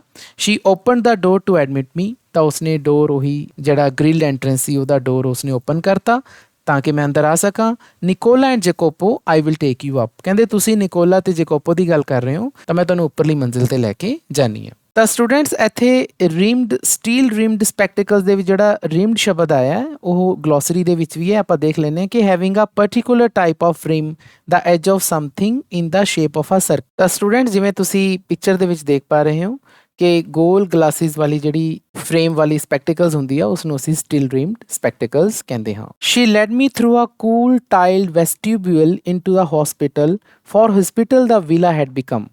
ਕਹਿੰਦੇ ਉਹ ਮੈਨੂੰ ਲੈ ਕੇ ਗਈ ਇੱਕ ਠੰਡੇ ਜਿਹੇ ਟਾਈਲਸ ਦੇ ਬਣੇ ਹੋਏ ਗਲਿਆਰੇ ਤੋਂ ਹਸਪੀਟਲ ਵੱਲ ਲੈ ਗਈ। ਤਾਂ ਇੱਥੇ ਵੈਸਟੀਬਿਊਲ ਦਾ ਮਤਲਬ ਸਟੂਡੈਂਟਸ ਗਲਿਆਰੇ ਨੂੰ ਕਿਹਾ ਜਾਂਦਾ ਹੈ। ਜਿਵੇਂ ਕਿ ਤੁਸੀਂ ਪਿਕ ਦੇ ਵਿੱਚ ਦੇਖ ਪਾ ਰਹੇ ਹੋ ਇਸ ਤਰ੍ਹਾਂ ਹੁੰਦਾ ਨਾ, ਜਿਵੇਂ ਕਿਸੇ ਬਿਲਡਿੰਗ ਦੇ ਅੰਦਰ ਜਾਣ ਦੇ ਲਈ ਪਹਿਲਾਂ ਥੋੜਾ ਜਿਹਾ ਗਲਿਆਰਾ ਹੁੰਦਾ ਤਾਂ ਉਸ ਨੂੰ ਅਸੀਂ ਵੈਸਟੀਬਿਊਲ ਕਹਿੰਦੇ ਹਾਂ। ਤਾਂ ਉਹ ਮੈਨੂੰ ਹਸਪੀਟਲ 'ਚ ਲੈ ਗਈ। ਹੁਣ ਇੱਥੇ ਹਸਪੀਟਲ ਬਣ ਗਈ ਸੀ ਐਕਚੁਅਲੀ, ਉਹ ਜਿਹੜੀ ਵਿਲਾ ਸੀ ਵੱਡਾ ਸਾਰਾ ਘਰ ਸੀ ਉਹ ਹਸਪੀਟਲ ਦੇ ਵਿੱਚ ਚੇਂਜ ਹੋ ਗਿਆ ਸੀ। At the door of a little cubicle the nurse paused. ਤਾਂ ਇੱਕ ਛੋਟੇ ਜਿਹੇ ਕਿਊਬਿਕਲ ਦੇ ਅੱਗੇ ਨਰਸ ਰੁਕ ਗਈ। ਤਾਂ ਕਿਊਬਿਕਲ ਕਿਸ ਨੂੰ ਕਿਹਾ ਜਾਂਦਾ ਹੈ? ਤਾਂ ਸਟੂਡੈਂਟ ਹਸਪੀਟਲ ਦੇ ਵਿੱਚ ਨਾ ਛੋਟੇ ਛੋਟੇ ਕਮਰੇ ਜਿਹੇ ਹੁੰਦੇ ਨੇ ਤਾਂ ਉਹਨਾਂ ਨੂੰ ਅਸੀਂ ਕਿਊਬਿਕਲ ਕਹਿੰਦੇ ਹਾਂ ਜਿਹਦੇ ਵਿੱਚ ਪੇਸ਼ੈਂਟ ਨੂੰ ਰੱਖਿਆ ਜਾਂਦਾ ਹੈ। ਤਾਂ ਉਸ ਕਿਊਬਿਕਲ ਦੇ ਡੋਰ ਤੇ ਉਹ ਨਰਸ ਰੁਕ ਗਈ। ਪੁੱਟ ਹਰ ਫਿੰਗਰ ਟੂ ਹਰ ਲਿਪਸ। ਤਾਂ ਉਸਨੇ ਲਿਪਸ ਦੇ ਉੱਪਰ ਆਪਣੀ ਫਿੰਗਰ ਰੱਖੀ, ਜਿਵੇਂ ਆਪਾਂ ਕਿਸੇ ਨੂੰ ਚੁੱਪ ਕਰਾਉਂਦੇ ਹਾਂ ਨਾ ਬੁੱਲਾਂ ਤੇ ਫਿੰਗਰ ਰੱਖ ਕੇ, ਉਸ ਤਰ੍ਹਾਂ। ਐਂਡ ਵਿਦ ਅ ਸਮਾਈਲ, ਅਤੇ ਇੱਕ ਸਮਾਈਲ ਦੇ ਨਾਲ, ਬੇਡ ਮੀ, ਉਸਨੇ ਮੈਨੂੰ ਇਸ਼ਾਰਾ ਕੀਤਾ to look through the glass partition, ਕਿ ਉਹ ਗਲਾਸ ਪਾਰਟੀਸ਼ਨ ਦੇ ਵਿੱਚੋਂ ਦੀ ਦੇਖੇ। ਤਾਂ ਮੈਨੂੰ ਉਸ ਕਿਊਬਿਕਲ ਦੀ ਜਿਹੜੀ ਗਲਾਸ ਪਾਰਟੀਸ਼ਨ ਸੀ ਉਹਦੇ ਵਿੱਚੋਂ ਮੈਨੂੰ ਉਸਨੇ ਦੇਖਣ ਲਈ ਕਿਹਾ। The two boys were seated at the bedside of a girl of about 20 who propped up on pillows wearing a pretty lace jacket was listening to their chatter, her eyes soft and tender। ਕਾਫੀ ਵੱਡੀ line ਹੈ ਬੱਚਿਓ, ਸਮਝੋ ਇਸ ਨੂੰ। ਕਹਿੰਦੇ ਉਸ cubicle ਦੇ ਵਿੱਚ ਹੁਣ ਉਹ ਗਲਾਸ ਪਾਰਟੀਸ਼ਨ ਦੇ ਵਿੱਚ ਜਿਹੜੇ ਦੋ ਬੱਚੇ ਸੀਗੇ ਉਹ ਬੈਠੇ ਸੀ at the bedside of a girl, ਇੱਕ ਲੜਕੀ ਦੇ ਬੈੱਡ ਦੇ ਸਾਈਡ ਤੇ ਬੈਠੇ ਸੀ। ਹੁਣ ਉਹ ਲੜਕੀ 20 ਸਾਲਾਂ ਦੀ ਸੀ, of 20। ਉਹ ਲੜਕੀ ਦੇ ਬਾਰੇ ਕਿਹਾ ਗਿਆ 20 ਸਾਲਾਂ ਦੀ ਲੜਕੀ ਸੀ ਜਿਸ ਦੇ ਬੈੱਡ ਦੇ ਨਾਲ ਬੈਠੇ ਸੀ ਉਹ। ਤੇ ਉਸ ਲੜਕੀ ਨੇ ਪ੍ਰੋਪਡ ਅਪ ਔਨ ਪਿਲੋਜ਼, ਉਸਨੇ ਆਪਣੇ ਪਿੱਛੇ ਤਕੀਏ ਰੱਖੇ ਹੋਏ ਸੀ। ਪਿਲੋਜ਼ ਦਾ ਮਤਲਬ ਸਰਾਣੇ ਨੂੰ ਕਿਹਾ ਜਾਂਦਾ ਨਾ। ਪ੍ਰੋਪਡ ਅਪ ਦਾ ਮਤਲਬ ਹੁੰਦਾ ਜਿਵੇਂ ਬੈੱਡ ਦੇ ਪਿੱਛੇ ਢੋ ਹੁੰਦੀ ਹੈ ਤਾਂ ਉੱਥੇ ਆਪਾਂ ਤਕੀਏ ਲਾ ਕੇ ਫਿਰ ਥੋੜੇ ਟੇਢੇ ਜਿਹੇ ਹੋ ਜਾਂਦੇ ਆਪਣਾ ਪਿੱਠ ਜੀ ਲਾ ਦਿੰਦੇ ਹਾਂ। ਤਾਂ ਇਸ ਤਰੀਕੇ ਨਾਲ ਉਹ ਲੜਕੀ ਬੈਠੀ ਸੀ ਤੇ ਉਸ ਲੜਕੀ ਨੇ ਪ੍ਰੈਟੀ ਲੇਸ ਜੈਕਟ, ਇੱਕ ਵਧੀਆ ਸਾਰੀ ਕਾਟਨ ਦੀ ਜੈਕਟ ਪਾਈ ਹੋਈ ਸੀ। ਲੇਸ ਜੈਕਟ ਦਾ ਮਤਲਬ ਕਾਟਨ ਦੀ ਜੈਕਟ ਤੋਂ ਹੋ ਸਕਦਾ ਹੈ ਕਿ ਉਸਨੇ ਪਾਈ ਹੋਈ ਸੀ। ਤਾਂ ਇੱਥੇ ਇੱਕ ਗੱਲ ਧਿਆਨ ਨਾਲ ਦੇਖਣ ਵਾਲੀ ਹੈ ਬੱਚਿਓ, ਉਸ ਲੜਕੀ ਦੀ ਜੈਕਟ ਦੇ ਅੱਗੇ ਪ੍ਰੈਟੀ ਲੱਗਿਆ ਹੋਇਆ ਹੈ, ਮਤਲਬ ਖੂਬਸੂਰਤ। ਤੇ ਹੁਣ ਤੁਸੀਂ ਲੜਕਿਆਂ ਦੇ ਕੱਪੜਿਆਂ ਬਾਰੇ ਦੇਖੋ ਕਿ ਜਿਹੜੇ ਲੜਕਿਆਂ ਦੇ ਆਪਣੇ ਕੱਪੜੇ ਸੀ ਉਹਨਾਂ ਬਾਰੇ ਸ਼ੈਬੀ ਕਿਹਾ ਗਿਆ ਸੀ ਕਿ ਉਹਨਾਂ ਨੇ ਫਟੇ ਪੁਰਾਣੇ ਕੱਪੜੇ ਪਾਏ ਹੋਏ ਸੀ, ਲੇਕਿਨ ਇਸ ਲੜਕੀ ਨੇ ਪ੍ਰੈਟੀ ਲੇਸ ਜੈਕਟ ਪਾਈ ਹੋਈ ਸੀ, ਖੂਬਸੂਰਤ ਕਾਟਨ ਦੀ ਜੈਕਟ ਪਾਈ ਹੋਈ ਸੀ। ਇਹ ਗੱਲ ਨੂੰ ਜ਼ਰੂਰ ਧਿਆਨ 'ਚ ਰੱਖੋ ਕਿਉਂਕਿ ਮੈਂ ਬਾਅਦ 'ਚ ਐਕਸਪਲੇਨ ਕਰੂੰਗਾ। And she was listening to their chatter. Now chatter ਦਾ ਮਤਲਬ ਹੁੰਦਾ ਜਿਵੇਂ ਆਪਾਂ ਹਾਸਾ ਠਿੱਠਾ ਕਰਦੇ ਹਾਂ, ਗੱਲਾਂ ਬਾਤਾਂ ਕਰਦੇ ਹਾਂ, ਉਹਨੂੰ ਆਪਾਂ ਚੈਟਰ ਕਹਿੰਦੇ ਹਾਂ। ਚੈਟਿੰਗ ਤੋਂ ਹੀ ਬੰਦਾ ਬੱਚਿਓ ਇਹ, ਤੁਸੀਂ ਬਹੁਤ ਸਾਰੀ ਚੈਟਿੰਗ ਕਰਦੇ ਹੋ, ਤੁਸੀਂ ਜਾਣਦੇ ਹੀ ਹੋ। ਤਾਂ ਉਹ ਉਹਨਾਂ ਦੀ ਗੱਲਬਾਤ ਧਿਆਨ ਨਾਲ ਸੁਣ ਰਹੀ ਸੀ, ਉਹ ਸੁਣ ਰਹੀ ਸੀ। ਦੇਅਰ ਦਾ ਮਤਲਬ ਉਹੀ ਨਿਕੋਲਾ ਤੇ ਜੈਕੋਪੋ ਦੀ ਗੱਲਬਾਤ ਤੋਂ ਕਿਹਾ ਗਿਆ, ਉਹਨਾਂ ਦੇ ਲਈ ਦੇਅਰ ਸ਼ਬਦ ਯੂਜ਼ ਹੋਇਆ। ਹਰ ਆਈਜ਼ ਸੌਫਟ ਐਂਡ ਟੈਂਡਰ, ਤੇ ਉਸ ਦੀਆਂ ਆਈਜ਼ ਬੜੀਆਂ ਸੌਫਟ ਸੀ ਅਤੇ ਟੈਂਡਰ ਦਿਆਂ ਨਾਲ ਭਰੀਆਂ ਹੋਈਆਂ ਸੀ, ਮਤਲਬ ਬਹੁਤ ਧਿਆਨ ਨਾਲ ਉਹ ਸੁਣ ਰਹੀ ਸੀ ਉਹਨਾਂ ਨੂੰ। One could see at a glance her resemblance to her brothers. ਕਹਿੰਦੇ ਕੋਈ ਵੀ ਉਸ ਨੂੰ ਦੇਖ ਕੇ, ਉਸ ਲੜਕੀ ਵੱਲ ਦੇਖ ਕੇ ਇਹ ਅੰਦਾਜ਼ਾ ਲਗਾ ਸਕਦਾ ਸੀ ਕਿ ਉਸ ਦੀ ਸ਼ਕਲ ਆਪਣੇ ਭਰਾਵਾਂ ਦੇ ਨਾਲ ਮਿਲਦੀ ਜੁਲਦੀ ਸੀ। ਰਿਜ਼ੈਂਬਲੈਂਸ ਦਾ ਮਤਲਬ ਹੁੰਦਾ ਮਿਲਣਾ ਜੁਲਣਾ, ਹੈ ਨਾ। ਸ਼ਕਲ ਜਦੋਂ ਮਿਲਦੀ ਆ ਉਹਨੂੰ ਆਪਾਂ ਰਿਜ਼ੈਂਬਲੈਂਸ ਕਹਿੰਦੇ ਆ। ਤਾਂ ਇਹਦਾ ਮਤਲਬ ਇਹ ਹੋ ਗਿਆ ਬੱਚਿਓ ਕਿ ਇੱਥੇ ਦੇਖੋ ਹਰ ਬ੍ਰਦਰਸ ਕਿਹਾ ਹੋਇਆ, ਤਾਂ ਇੱਥੇ ਇਹ ਹੋ ਗਿਆ ਕਿ ਰਾਈਟਰ ਨੂੰ ਉਸ ਲੜਕੀ ਵੱਲ ਦੇਖਦੇ ਹੀ ਅੰਦਾਜ਼ਾ ਹੋ ਗਿਆ ਕਿ ਇਹ ਲੜਕੀ ਇਹਨਾਂ ਦੋਨਾਂ ਦੀ ਭੈਣ ਹੈ। ਤਾਂ ਹੁਣ ਇੱਥੋਂ ਸਸਪੈਂਸ ਥੋੜਾ ਜਿਹਾ ਟੁੱਟਣਾ ਸਟਾਰਟ ਹੁੰਦਾ ਇਸ ਐਸੇ ਦਾ ਕਿ ਨਿਕੋਲਾ ਤੇ ਜੈਕੋਪੋ ਆਪਣੀ ਭੈਣ ਨੂੰ ਮਿਲਣ ਉਸ ਹਸਪੀਟਲ 'ਚ ਆਏ ਨੇ। ਤੇ ਇੱਥੋਂ ਸਾਨੂੰ ਇਹ ਵੀ ਕਲੀਅਰ ਥੋੜਾ ਹੋ ਰਿਹਾ ਹੈ ਕਿ ਉਹ ਜਿਹੜੀ ਉਹਨਾਂ ਦੀ ਭੈਣ ਹੈ ਉਹ ਹਸਪੀਟਲ ਦੇ ਵਿੱਚ ਦਾਖਲ ਹੈ, ਲੇਕਿਨ ਉਸ ਲੜਕੀ ਦੇ ਜਿਹੜੇ ਕੱਪੜੇ ਪਾਏ ਹੋਏ ਨੇ ਉਹ ਨਿਕੋਲਾ ਤੇ ਜੈਕੋਪੋ ਦੇ ਕੱਪੜਿਆਂ ਵਰਗੇ ਨਹੀਂ ਹਨ। ਚਲੋ ਅੱਗੇ ਚੱਲਦੇ ਹਾਂ। ਆਵਾਜ਼ of file flowers stood on her table. ਉਸ ਦੇ ਛੋਟੇ ਜਿਹੇ ਕਮਰੇ ਦੇ ਵਿੱਚ ਜਿਹੜਾ ਉਸ ਦੇ ਕੋਲ ਟੇਬਲ ਹੈ, ਉਸ ਲੜਕੀ ਦੇ ਕੋਲ ਟੇਬਲ ਪਿਆ, ਉਸ ਦੇ ਉੱਪਰ ਵਾਈਲਡ ਫਲਾਵਰਸ ਦਾ ਇੱਕ ਵਾਜ਼, ਇੱਕ ਗੁਲਦਸਤਾ ਪਿਆ। ਬਿਜ਼ਾਈਡਸ ਅ ਡਿਸ਼ ਆਫ ਫਰੂਟ, ਅਤੇ ਉਸ ਟੇਬਲ ਦੇ ਉੱਪਰ ਫਲਾਂ ਨਾਲ ਭਰੀ ਹੋਈ ਇੱਕ ਡਿਸ਼ ਵੀ ਹੈ, ਬਾਸਕਟ ਟਾਈਪ ਇੱਕ ਟੋਕਰੀ ਵੀ ਪਈ ਹੈ। ਐਂਡ ਸੈਵਰਲ ਬੁੱਕਸ, ਅਤੇ ਬਹੁਤ ਸਾਰੀਆਂ ਬੁੱਕਸ ਵੀ ਪਈਆਂ ਨੇ। ਇੱਥੋਂ ਵੀ ਬੱਚਿਓ ਤੁਹਾਨੂੰ ਅੰਦਾਜ਼ਾ ਲੱਗਣਾ ਚਾਹੀਦਾ ਹੈ ਕਿ ਲੜਕੀ ਉਸ ਰੂਮ ਦੇ ਵਿੱਚ ਬੜੀ ਕੰਫਰਟੇਬਲ ਹਾਲਤ 'ਚ ਹੈ। ਉਸ ਦੀ ਹਾਲਤ ਆਪਣੇ ਭਰਾਵਾਂ ਵਰਗੀ ਨਹੀਂ ਹੈ। ਉਸਨੇ ਵਧੀਆ ਕੱਪੜੇ ਪਾਏ ਹੋਏ ਹੈ, ਵਧੀਆ ਫਰੂਟਸ ਖਾ ਰਹੀ ਹੈ ਉਹ, ਅਤੇ ਬੁੱਕਸ ਵੀ ਪੜ੍ਹਨ ਨੂੰ ਉਹਦੇ ਕੋਲੇ ਹੈਗੀਆਂ ਨੇ, ਲੇਕਿਨ ਉਸ ਦੇ ਭਰਾਵਾਂ ਦੀ ਹਾਲਤ ਇੰਨੀ ਵਧੀਆ ਨਹੀਂ। ਅੱਗੇ ਚੱਲਦੇ ਹਾਂ ਜੀ। ਵੋਂਟ ਯੂ ਗੋ ਇਨ, ਤੁਸੀਂ ਕੀ ਅੰਦਰ ਨਹੀਂ ਜਾਓਗੇ? ਦਾ ਨਰਸ ਮਰਮਰਡ, ਉਹ ਨਰਸ ਪੁੱਛ ਰਹੀ ਹੈ। Lucia will be please to see you, Lucia ਤੁਹਾਨੂੰ ਦੇਖ ਕੇ ਬੜੀ ਖੁਸ਼ ਹੋਵੇਗੀ। ਨਾਓ ਇੱਥੋਂ ਸਾਨੂੰ ਪਤਾ ਲੱਗਦਾ ਹੈ ਕਿ ਉਸ ਲੜਕੀ ਦਾ ਨਾਮ ਕੀ ਹੈ ਜੀ, Lucia. I shook my head and turned away, ਤਾਂ ਮੈਨੇ ਆਪਣਾ ਸਿਰ ਨਾ 'ਚ ਹਿਲਾਇਆ। ਸ਼ੁਕ ਮਾਈ ਹੈਡ ਦਾ ਮਤਲਬ ਜਦੋਂ ਆਪਾਂ ਨਾ ਕਰਦੇ ਹਾਂ ਸਿਰ ਨੂੰ ਹਿਲਾ ਕੇ, ਅਤੇ ਮੈਂ ਵਾਪਸ ਮੁੜ ਗਿਆ। I felt I could not bear to intrude upon this happy family party, ਤਾਂ ਮੈਨੇ ਮਹਿਸੂਸ ਕੀਤਾ ਕਿ ਮੈਨੂੰ ਇਹ ਜਿਹੜੀ ਖੁਸ਼ ਭਰਿਆ ਪਰਿਵਾਰ ਦੀ ਜਿਹੜੀ ਪਾਰਟੀ ਟਾਈਪ ਹੋ ਰਹੀ ਹੈ, ਤਿੰਨੇ ਭੈਣ ਭਰਾ ਬੈਠੇ ਨੇ, ਤਾਂ ਮੈਂ ਉਹਦੇ ਵਿੱਚ ਦਖਲਅੰਦਾਜ਼ੀ ਨਾ ਕਰਾਂ। ਨਾ ਇੱਥੇ ਇੱਕ ਹੋਰ ਫਰੇਜ਼ਲ ਵਰਬ ਆਈ ਹੈ ਬੱਚੋ, ਇੰਟਰੂਡ ਅਪੋਨ। ਤਾਂ ਇੰਟਰੂਡ ਅਪੋਨ ਤੁਹਾਡੇ ਪਿਛਲੇ ਚੈਪਟਰ 'ਚ ਵੀ ਆਈ ਸੀ, ਜਿਹੜਾ ਆਪਾਂ ਚੈਪਟਰ ਕੀਤਾ ਸੀ ਦਾ ਗੋਲਡ ਫਰੇਮ, ਉਹਦੇ ਵਿੱਚ ਵੀ ਇਹ ਫਰੇਜ਼ਲ ਵਰਬ ਆਈ ਸੀ। ਤਾਂ ਇੰਟਰੂਡ ਅਪੋਨ ਦਾ ਮਤਲਬ ਹੁੰਦਾ ਹੈ ਦਖਲਅੰਦਾਜ਼ੀ ਕਰਨਾ। ਕਹਿੰਦੇ ਮੈਂ ਉਹਨਾਂ ਦੀ ਪਾਰਟੀ ਦੇ ਵਿੱਚ, ਭੈਣ ਭਰਾਵਾਂ ਦੀ ਪਾਰਟੀ ਵਿੱਚ ਦਖਲਅੰਦਾਜ਼ੀ ਨਹੀਂ ਸੀ ਕਰਨਾ ਚਾਹੁੰਦਾ। But at the foot of the staircase I drew up and begged her to tell me all she knew about these boys. ਪਰ ਜਦੋਂ ਮੈਂ ਪੌੜੀਆਂ ਚੜ੍ਹਨ ਲੱਗਿਆ, ਪੌੜੀਆਂ ਚੜ੍ਹਦੇ ਹੀ ਮੈਂ ਆਈ ਡਰੂ ਅਪ, ਮੈਂ ਰੁਕ ਗਿਆ। ਇੱਥੇ ਬੱਚਿਓ ਦੇਖੋ ਫੇਰ ਫਰੇਜ਼ਲ ਵਰਬ ਆਈ ਹੈ ਡ੍ਰੌਪ, ਜਿਹੜੀ ਪਹਿਲਾਂ ਵੀ ਆਈ ਸੀ ਡ੍ਰੌਪ, ਜਿਸ ਦਾ ਮਤਲਬ ਮੈਂ ਤੁਹਾਨੂੰ ਦੱਸਿਆ ਸੀ ਟੂ ਸਟਾਪ ਮੂਵਿੰਗ। ਤਾਂ ਮੈਂ ਪੌੜੀਆਂ ਚੜ੍ਹਨ ਤੋਂ ਰੁਕ ਗਿਆ ਅਤੇ ਮੈਂ ਉਸ ਨੂੰ ਰਿਕੁਐਸਟ ਕੀਤੀ ਕਿ ਮੈਨੂੰ ਦੱਸੇ ਸਾਰਾ ਕੁਝ ਜੋ ਉਹਨਾਂ ਬੱਚਿਆਂ ਬਾਰੇ ਉਹ ਜਾਣਦੀ ਸੀ। ਤਾਂ ਸਟੂਡੈਂਟਸ ਇਸ ਪੇਜ ਵਿੱਚ 2-3 ਵਰਡਸ ਆਏ ਨੇ ਜਿਹੜੇ ਗਲੋਸਰੀ ਵੀ ਸ਼ਾਮਿਲ ਨੇ, ਆਪਾਂ ਉਹ ਵੀ ਕਵਰ ਕਰ ਲੈਂਦੇ ਹਾਂ। ਤਾਂ ਵੈਸਟੀਬਿਊਲ ਸ਼ਬਦ ਆਇਆ ਬੱਚਿਓ, ਜਿਵੇਂ ਤੁਸੀਂ ਉਸਦੀ ਪਿਕ ਪਹਿਲਾਂ ਵੀ ਦੇਖੀ ਹੈ, ਹੁਣ ਵੀ ਦੇਖ ਰਹੇ ਹੋ ਸਕਰੀਨ ਤੇ। ਇੱਥੇ ਲਿਖਿਆ ਹੋਇਆ ਕਿ an entrance hall of a large building where hats and coats can be left. ਤਾਂ ਕਿਸੇ ਵੱਡੀ ਸਾਰੀ ਬਿਲਡਿੰਗ ਦੇ ਵਿੱਚ ਜਾਣ ਦੇ ਲਈ ਪਹਿਲਾਂ ਜਿਹੜਾ ਗਲਿਆਰਾ ਹੁੰਦਾ ਹੈ, ਅਸੀਂ ਉਸ ਨੂੰ ਵੈਸਟੀਬਿਊਲ ਕਹਿੰਦੇ ਹਾਂ। ਉਸ ਗਲਿਆਰੇ 'ਚ ਲੋਕ ਆਪਣੀ ਹੈਟਸ ਤੇ ਕੋਟਸ ਵੀ ਟੰਗ ਸਕਦੇ ਨੇ। ਤਾਂ ਇਸੇ ਤਰ੍ਹਾਂ ਇੱਕ ਹੋਰ ਸ਼ਬਦ ਆਇਆ ਜੀ ਬੇਡ, ਤੇ ਬੇਡ ਜਿਹੜਾ ਗਲੋਸਰੀ ਦੇ ਵਿੱਚ ਸ਼ਾਮਿਲ ਹੈ, ਇਸ ਦਾ ਮਤਲਬ ਹੁੰਦਾ ਹੈ ਦੱਸਣਾ। ਇਹ ਬਿਡ ਦੀ ਵਰਬ ਦੀਆਂ ਫਾਰਮਾਂ ਹੁੰਦੀਆਂ ਨੇ ਜੀ। ਇਸੇ ਤਰ੍ਹਾਂ ਇੱਕ ਹੋਰ ਵਰਬ ਆਇਆ ਜੀ ਪ੍ਰੋਪ ਅਪ। ਪ੍ਰੋਪ ਅਪ ਦਾ ਮਤਲਬ ਮੈਂ ਤੁਹਾਨੂੰ ਐਕਸਪਲੇਨ ਪਹਿਲਾਂ ਹੀ ਬੱਚਿਓ ਕਰ ਚੁੱਕਾ। ਸਰਾਣੇ ਦੀ ਸਪੋਰਟ ਲੈ ਕੇ ਜਦੋਂ ਆਪਾਂ ਬੈੱਡ ਦੀ ਟੂ ਦੇ ਨਾਲ ਲਾਉਂਦੇ ਹਾਂ ਆਪਣੀ ਪਿੱਠ, ਉਸ ਨੂੰ ਆਪਾਂ ਪ੍ਰੋਪਡ ਅਪ ਕਹਿੰਦੇ ਹਾਂ। ਸ਼ੀ ਵਾਜ਼ ਈਗਰ ਟੂ ਡੂ ਸੋ। ਤਾਂ ਜਦੋਂ ਮੈਂ ਨਰਸ ਨੂੰ ਕਿਹਾ ਕਿ ਮੈਨੂੰ ਉਹਨਾਂ ਦੋਵਾਂ ਭਰਾਵਾਂ ਬਾਰੇ ਮੈਨੂੰ ਸਾਰਾ ਕੁਝ ਦੱਸ, ਤਾਂ ਉਹ ਈਗਰ ਸੀ, ਮਤਲਬ ਉਤਸੁਕ ਸੀ ਉਹਨਾਂ ਬਾਰੇ ਦੱਸਣ ਦੇ ਲਈ। ਤਾਂ ਉਸਨੇ ਮੈਨੂੰ ਉਹਨਾਂ ਬਾਰੇ ਦੱਸਿਆ। ਦੇ ਵਰ, ਸ਼ੀ ਐਕਸਪਲੇਨਡ, ਉਸਨੇ ਕਿਹਾ, ਕੁਆਇਟ ਅਲੋਨ ਇਨ ਦਾ ਵਰਲਡ ਐਕਸੈਪਟ ਦਿਸ ਸਿਸਟਰ ਲੂਸੀਆ। ਉਸਨੇ ਵਰਣਨ ਕੀਤਾ ਕਿ ਦੇ ਦਾ ਮਤਲਬ ਇੱਥੇ ਨਿਕੋਲਾ ਤੇ ਜੈਕੋਪੋ ਤੋਂ ਹੈ, ਕਿ ਉਹ ਇਸ ਸੰਸਾਰ ਦੇ ਵਿੱਚ ਇਕੱਲੇ ਨੇ ਸਿਵਾਏ ਉਹਨਾਂ ਦੀ ਭੈਣ ਲੂਸੀਆ ਤੋਂ। ਯਾਨੀ ਕਿ ਸੰਸਾਰ ਵਿੱਚ ਜੇ ਕੋਈ ਹੈ ਤਾਂ ਉਹ ਲੂਸੀਆ ਹੀ ਹੈ, ਉਹਨਾਂ ਦੀ ਭੈਣ। Their father a widower a well known singer had been killed in early part of the war. ਤਾਂ ਉਹਨਾਂ ਦਾ ਜਿਹੜਾ ਪਿਤਾ ਸੀ ਅ ਵਿਡੋਵਰ, ਜਿਸ ਦੀ ਕਿ ਪਤਨੀ ਦੀ ਡੈਥ ਪਹਿਲਾਂ ਹੀ ਹੋ ਚੁੱਕੀ ਸੀ, ਯਾਨੀ ਕਿ ਇਹਨਾਂ ਦੀ ਮਾਂ ਦੀ ਡੈਥ ਪਹਿਲਾਂ ਹੀ ਹੋ ਚੁੱਕੀ ਸੀ। ਤਾਂ ਉਹਨਾਂ ਦਾ ਪਿਤਾ ਵੀ, ਜੋ ਕਿ ਇੱਕ ਬਹੁਤ ਹੀ ਪ੍ਰਸਿੱਧ ਸਿੰਗਰ ਸੀ ਇਟਲੀ ਦਾ, ਉਹ ਮਾਰਿਆ ਗਿਆ ਸੀ ਲੜਾਈ ਦੇ ਸ਼ੁਰੂਆਤੀ ਸਮੇਂ ਦੇ ਵਿੱਚ, ਇਨ ਦਾ ਅਰਲੀ ਪਾਰਟ ਆਫ ਵਾਰ। ਤਾਂ ਇੱਥੇ ਵਾਰ ਦਾ ਮਤਲਬ ਕੀ ਹੈ ਬੱਚਿਓ? ਤਾਂ ਇਹ ਵਰਲਡ ਵਾਰ 2 ਦਾ ਇੱਥੇ ਜ਼ਿਕਰ ਹੈ। ਇਹ ਸਾਰਾ ਐਸੇ ਵਰਲਡ ਵਾਰ 2 ਦੇ ਬੈਕਡ੍ਰੌਪ ਦੇ ਵਿੱਚ ਲਿਖਿਆ ਗਿਆ ਹੈ। ਤਾਂ ਵਰਲਡ ਵਾਰ 2 ਤੁਹਾਨੂੰ ਪਤਾ ਬੱਚਿਓ ਯੂਰਪ 'ਚ ਹੋਈ ਹੈ। ਬਹੁਤ ਸਾਰੇ ਦੇਸ਼ ਯੂਰਪ ਦੇ ਇਸ ਦੇ ਵਿੱਚ ਸ਼ਾਮਿਲ ਸੀ। ਇੱਕ ਪਾਸੇ ਜਰਮਨੀ ਸੀ, ਦੂਜੇ ਪਾਸੇ ਇੰਗਲੈਂਡ, ਫਰਾਂਸ, ਇਹ ਸਾਰੇ ਦੇਸ਼ ਸੀ। ਤਾਂ shortly afterward a bomb had destroyed their home and thrown 3 children into the streets. ਜਦੋਂ ਉਹਨਾਂ ਦੇ ਫਾਦਰ ਦੀ ਡੈਥ ਹੋਈ ਤਾਂ ਕੁਛ ਦੇਰ ਬਾਅਦ ਹੀ ਇੱਕ ਬੰਬ ਉਹਨਾਂ ਦੇ ਘਰ ਦੇ ਉੱਪਰ ਗਿਰਿਆ, ਸਾਰਾ ਘਰ ਨਸ਼ਟ ਕਰਤਾ। ਡਿਸਟਰੋਏ ਦਾ ਮਤਲਬ ਨਸ਼ਟ ਕਰਤਾ। ਅਤੇ ਇਹਨਾਂ ਤਿੰਨਾਂ ਬੱਚਿਆਂ ਨੂੰ ਥਰੋਨ ਇਨਟੂ ਦਾ ਸਟਰੀਟਸ, ਅਤੇ ਉਹ ਸੜਕ ਤੇ ਹੀ ਆ ਗਏ। ਉਹ they had always known a comfortable and cultured life. ਤਾਂ ਹੁਣ ਤੱਕ ਉਹਨਾਂ ਨੇ ਇੱਕ ਆਰਾਮ ਵਾਲਾ ਤੇ ਵਧੀਆ ਜੀਵਨ ਗੁਜ਼ਾਰਿਆ ਸੀ। Lucia had herself been trained as a singer. Lucia ਨੂੰ ਖੁਦ ਐਜ਼ ਅ ਸਿੰਗਰ ਬਣਨ ਦੀ ਟ੍ਰੇਨਿੰਗ ਮਿਲੀ ਸੀਗੀ, ਕਿਉਂਕਿ ਉਸਦੇ ਫਾਦਰ ਵੀ ਸਿੰਗਰ ਸੀ, ਤਾਂ ਉਹ ਆਪ ਵੀ ਸਿੰਗਰ ਬਣਨਾ ਚਾਹੁੰਦੀ ਸੀ। And they had suffered horribly from near starvation and exposure to the cold winter. ਅਤੇ ਫਿਰ ਉਹਨਾਂ ਨੇ ਬਹੁਤ ਹੀ ਦਰਦਨਾਕ ਭੁੱਖਮਰੀ ਸਹੀ ਨਾ। ਸਟਾਰਵੇਸ਼ਨ ਦਾ ਮਤਲਬ ਭੁੱਖਮਰੀ ਹੁੰਦੀ ਹੈ, ਕਿਉਂਕਿ ਸੜਕ 'ਤੇ ਹੀ ਆ ਗਏ, ਉਹ ਘਰ ਨਹੀਂ ਰਿਹਾ ਉਹਨਾਂ ਦਾ, ਨਾ ਕੁਝ ਖਾਣ ਨੂੰ ਨਾ ਪੀਣ ਨੂੰ। ਅਤੇ ਫਿਰ ਦੇਖੋ ਬਿਲਕੁਲ ਠੰਡ ਦੇ ਦਿਨਾਂ ਦੇ ਵਿੱਚ ਵਿਚਾਰੇ ਉਹ ਸੜਕ 'ਤੇ ਸੀਗੇ, ਕੋਈ ਉਹਨਾਂ ਕੋਲ ਛੱਤ ਤੱਕ ਨਹੀਂ ਸੀ।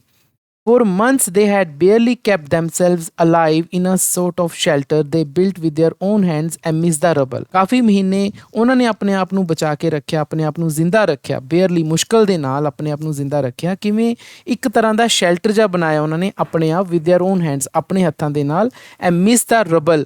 ਨਾ ਇੱਥੇ ਰਬਲ ਦਾ ਮਤਲਬ ਗਲੋਸਰੀ ਦੇ ਵਿੱਚ ਲਿਖਿਆ ਹੋਇਆ ਹੈ broken stones or bricks from a building that has been damaged। ਤਾਂ ਉਹਨਾਂ ਦੇ ਇਲਾਕੇ ਦੇ ਵਿੱਚ ਬਹੁਤ ਸਾਰੇ ਬੰਬ ਗਿਰੇ ਸੀ, ਜਿਨ੍ਹਾਂ ਵਿੱਚ ਉਹਨਾਂ ਦਾ ਘਰ ਵੀ ਤਬਾਹ ਹੋਇਆ ਸੀ, ਬਾਕੀ ਘਰ ਵੀ ਤਬਾਹ ਹੋਏ ਸੀ। ਤਾਂ ਉਹਨਾਂ ਦੀਆਂ ਜਿਹੜੀਆਂ ਰੂਇਨਸ ਰਹਿ ਗਈਆਂ ਸੀਗੀਆਂ, ਮਤਲਬ ਜਿਹੜੇ ਪੱਥਰ ਵਗੈਰਾ ਰਹਿ ਗਏ ਸੀ, ਉਹਨੂੰ ਰਬਲਸ ਕਿਹਾ ਜਾਂਦਾ, ਬ੍ਰੋਕਨ ਪੱਥਰ ਰਹਿ ਗਏ ਸੀ। ਉਹਨਾਂ ਨਾਲ ਉਹਨਾਂ ਨੇ ਇੱਕ ਸ਼ੈਲਟਰ ਜਿਹਾ ਬਣਾਇਆ, ਇੱਕ ਟੈਂਪਰੇਰੀ ਜਿਹਾ ਘਰ ਜਿਹਾ ਬਣਾਇਆ, ਅਤੇ ਉਹਦੇ ਵਿੱਚ ਹੀ ਵਿਚਾਰੇ ਉਹਨਾਂ ਨੇ ਮਹੀਨੇ ਹੀ ਕੱਟੇ। Then for 3 years the German rule the city. ਹੁਣ ਐਕਚੁਅਲੀ ਇਟਲੀ ਆਪੋਜ਼ਿਟ ਸਾਈਡ ਤੋਂ ਸੀ ਤਾਂ ਜਰਮਨ ਨੇ ਅਟੈਕ ਕਰਿਆ ਸੀ ਇਟਲੀ ਦੇ ਉੱਪਰ। ਜਦੋਂ ਇਟਲੀ ਤਹਿਸ ਨਹਿਸ ਕਰਤੀ ਤਾਂ ਜਰਮਨਾਂ ਨੇ 3 ਸਾਲ ਇਸ ਸਿਟੀ ਦੇ ਉੱਪਰ ਰੂਲ ਕੀਤਾ ਵਿਰੋਨਾ ਤੇ। The boys grew to hate the German, ਤਾਂ ਇਹ ਜਿਹੜੇ ਬॉयਜ਼ ਦਾ ਮਤਲਬ ਨਿਕੋਲਾ ਤੇ ਜੈਕੋਪੋ, ਇਹਨਾਂ ਨੇ ਜਰਮਨਸ ਨੂੰ ਹੇਟ ਕਰਨਾ ਸ਼ੁਰੂ ਕਰਤਾ, ਨਫ਼ਰਤ ਕਰਨੀ ਸ਼ੁਰੂ ਕਰਤੀ, ਬਿਕੋਜ਼ ਜਰਮਨਸ ਹੀ ਰਿਸਪੌਂਸਿਬਲ ਸੀ ਉਹਨਾਂ ਦੇ ਫਾਦਰ ਨੂੰ ਮਾਰਨ 'ਚ ਤੇ ਉਹਨਾਂ ਦੇ ਘਰ ਨੂੰ ਤਬਾਹ ਕਰਨ 'ਚ। When the resistance movement began secretly to form they were among the first to join, ਤਾਂ ਜਦੋਂ ਜਰਮਨਾਂ ਦੇ ਖਿਲਾਫ ਰੈਜ਼ਿਸਟੈਂਸ ਮੂਵਮੈਂਟ ਚੱਲੀ, ਵਿਦਰੋਹ ਚੱਲਿਆ ਲੋਕਲ ਲੋਕਾਂ ਵੱਲੋਂ, ਤਾਂ ਇਹ ਚੱਲਿਆ ਸੀ ਸੀਕ੍ਰੇਟਲੀ, ਮਤਲਬ ਕਿ ਗੁਪਚੁਪ ਤਰੀਕੇ ਦੇ ਨਾਲ ਚੱਲਿਆ ਸੀ। ਤਾਂ ਇਹ ਬਣਿਆ ਜਦੋਂ ਰੈਜ਼ਿਸਟੈਂਸ ਗਰੋ ਬਣਿਆ ਤਾਂ ਫਿਰ ਇਹ ਪਹਿਲਾਂ ਸੀ, ਦੇ ਦਾ ਮਤਲਬ ਇੱਥੇ ਨਿਕੋਲਾ ਤੇ ਜੈਕੋਪੋ ਦੀ ਗੱਲ ਹੋ ਰਹੀ ਸੀ ਕਿ ਇਹ ਪਹਿਲੇ ਸੀ ਜਿਨ੍ਹਾਂ ਨੇ ਇਸ ਰੈਜ਼ਿਸਟੈਂਸ ਮੂਵਮੈਂਟ ਦੇ ਵਿੱਚ ਹਿੱਸਾ ਲਿਆ, ਮਤਲਬ ਜਰਮਨਾਂ ਦੇ ਖਿਲਾਫ ਜਿਹੜਾ ਗਰੋਹ ਬਣਿਆ ਤਾਂ ਉਹਦੇ ਵਿੱਚ ਇਹਨਾਂ ਨੇ ਹਿੱਸਾ ਲਿਆ ਜਰਮਨਾਂ ਦੇ ਖਿਲਾਫ। ਵੈਨ ਦਾ ਵਾਰ ਵਾਜ਼ ਓਵਰ, ਤਾਂ ਹੁਣ ਲੜਾਈ ਫੇਰ ਛਿੜ ਪਈ ਲੋਕਲ ਲੋਕਾਂ ਦੀ ਤੇ ਦੂਜੇ ਪਾਸੇ ਜਰਮਨ ਸੀਗੇ। ਤਾਂ ਜਦੋਂ ਇਹਨਾਂ ਦੀ ਲੜਾਈ ਖਤਮ ਹੋਈ, ਜਦੋਂ ਜਰਮਨ ਹਾਰੇ, and we had peace at last, ਅਤੇ ਜਦੋਂ ਅੰਤ 'ਚ ਸਾਡੇ ਸ਼ਾਂਤੀ ਹੋਈ ਸ਼ਹਿਰ ਦੇ ਵਿੱਚ, they came back to their beloved sister, ਤਾਂ ਫਿਰ ਦੇ ਦਾ ਮਤਲਬ ਇੱਥੇ ਫਿਰ ਨਿਕੋਲਾ ਜੈਕੋਪੋ ਨੂੰ ਕਿਹਾ ਹੋਇਆ ਹੈ, ਤਾਂ ਉਹ ਵਾਪਸ ਆਪਣੀ ਪਿਆਰੀ ਭੈਣ ਕੋਲ ਆਏ, and they found her suffering from tuberculosis of the spine, ਅਤੇ ਫਿਰ ਉਹਨਾਂ ਨੇ ਕੀ ਪਾਇਆ ਕਿ ਉਹਨਾਂ ਦੀ ਭੈਣ ਜਿਹੜੀ ਹੈ ਉਸ ਨੂੰ ਟੀਬੀ ਹੋ ਗਈ ਸੀ, ਸਪਾਈਨ ਦਾ ਮਤਲਬ ਰੀੜ੍ਹ ਦੀ ਹੱਡੀ 'ਚ ਉਸ ਨੂੰ ਟੀਬੀ ਹੋ ਗਈ ਸੀ, ਉਸ ਨਾਲੋਂ ਪੀੜਤ ਸੀ। ਸ਼ੀ ਪੌਜ਼ਡ ਔਰ ਰੁਕੀ, ਟੁਕ ਅ ਕੁਇਕ ਬ੍ਰੈਥ, ਅਤੇ ਉਸਨੇ ਇੱਕ ਛੋਟਾ ਜਿਹਾ ਸਾਹ ਲਿਆ। ਤਾਂ ਸਟੂਡੈਂਟ ਸਾਨੂੰ ਇਸ ਪੈਰੇ ਤੋਂ ਪਤਾ ਚੱਲਦਾ ਹੈ ਕਿ ਉਹ ਤਿੰਨੇ ਬੱਚੇ ਕਿੰਨੇ ਵਿਚਾਰੇ ਬਿਪਤਾ ਦੇ ਮਾਰੇ ਹੋਏ ਸੀ।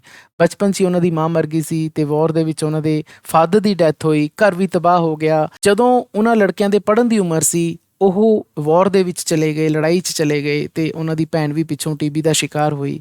ਤਾਂ ਹੁਣ ਤੁਸੀਂ ਦੇਖੋ ਕਿ ਕਿਹੜੀਆਂ ਹਾਲਾਤਾਂ ਇਹਨਾਂ ਤਿੰਨਾਂ ਬੱਚਿਆਂ ਨੇ ਫੇਸ ਕਰੀਆਂ ਨੇ। ਵਾਰ ਦੇ ਜਿਹੜੇ ਹੌਰਰਸ ਨੇ, ਲੜਾਈ ਦੇ ਜਿਹੜੇ ਅਸਲੀ ਹੌਰਰਸ ਨੇ, ਉਹ ਸਾਨੂੰ ਇਸ ਐਸੇ ਦੇ ਵਿੱਚ ਨਜ਼ਰ ਆ ਰਹੇ ਨੇ।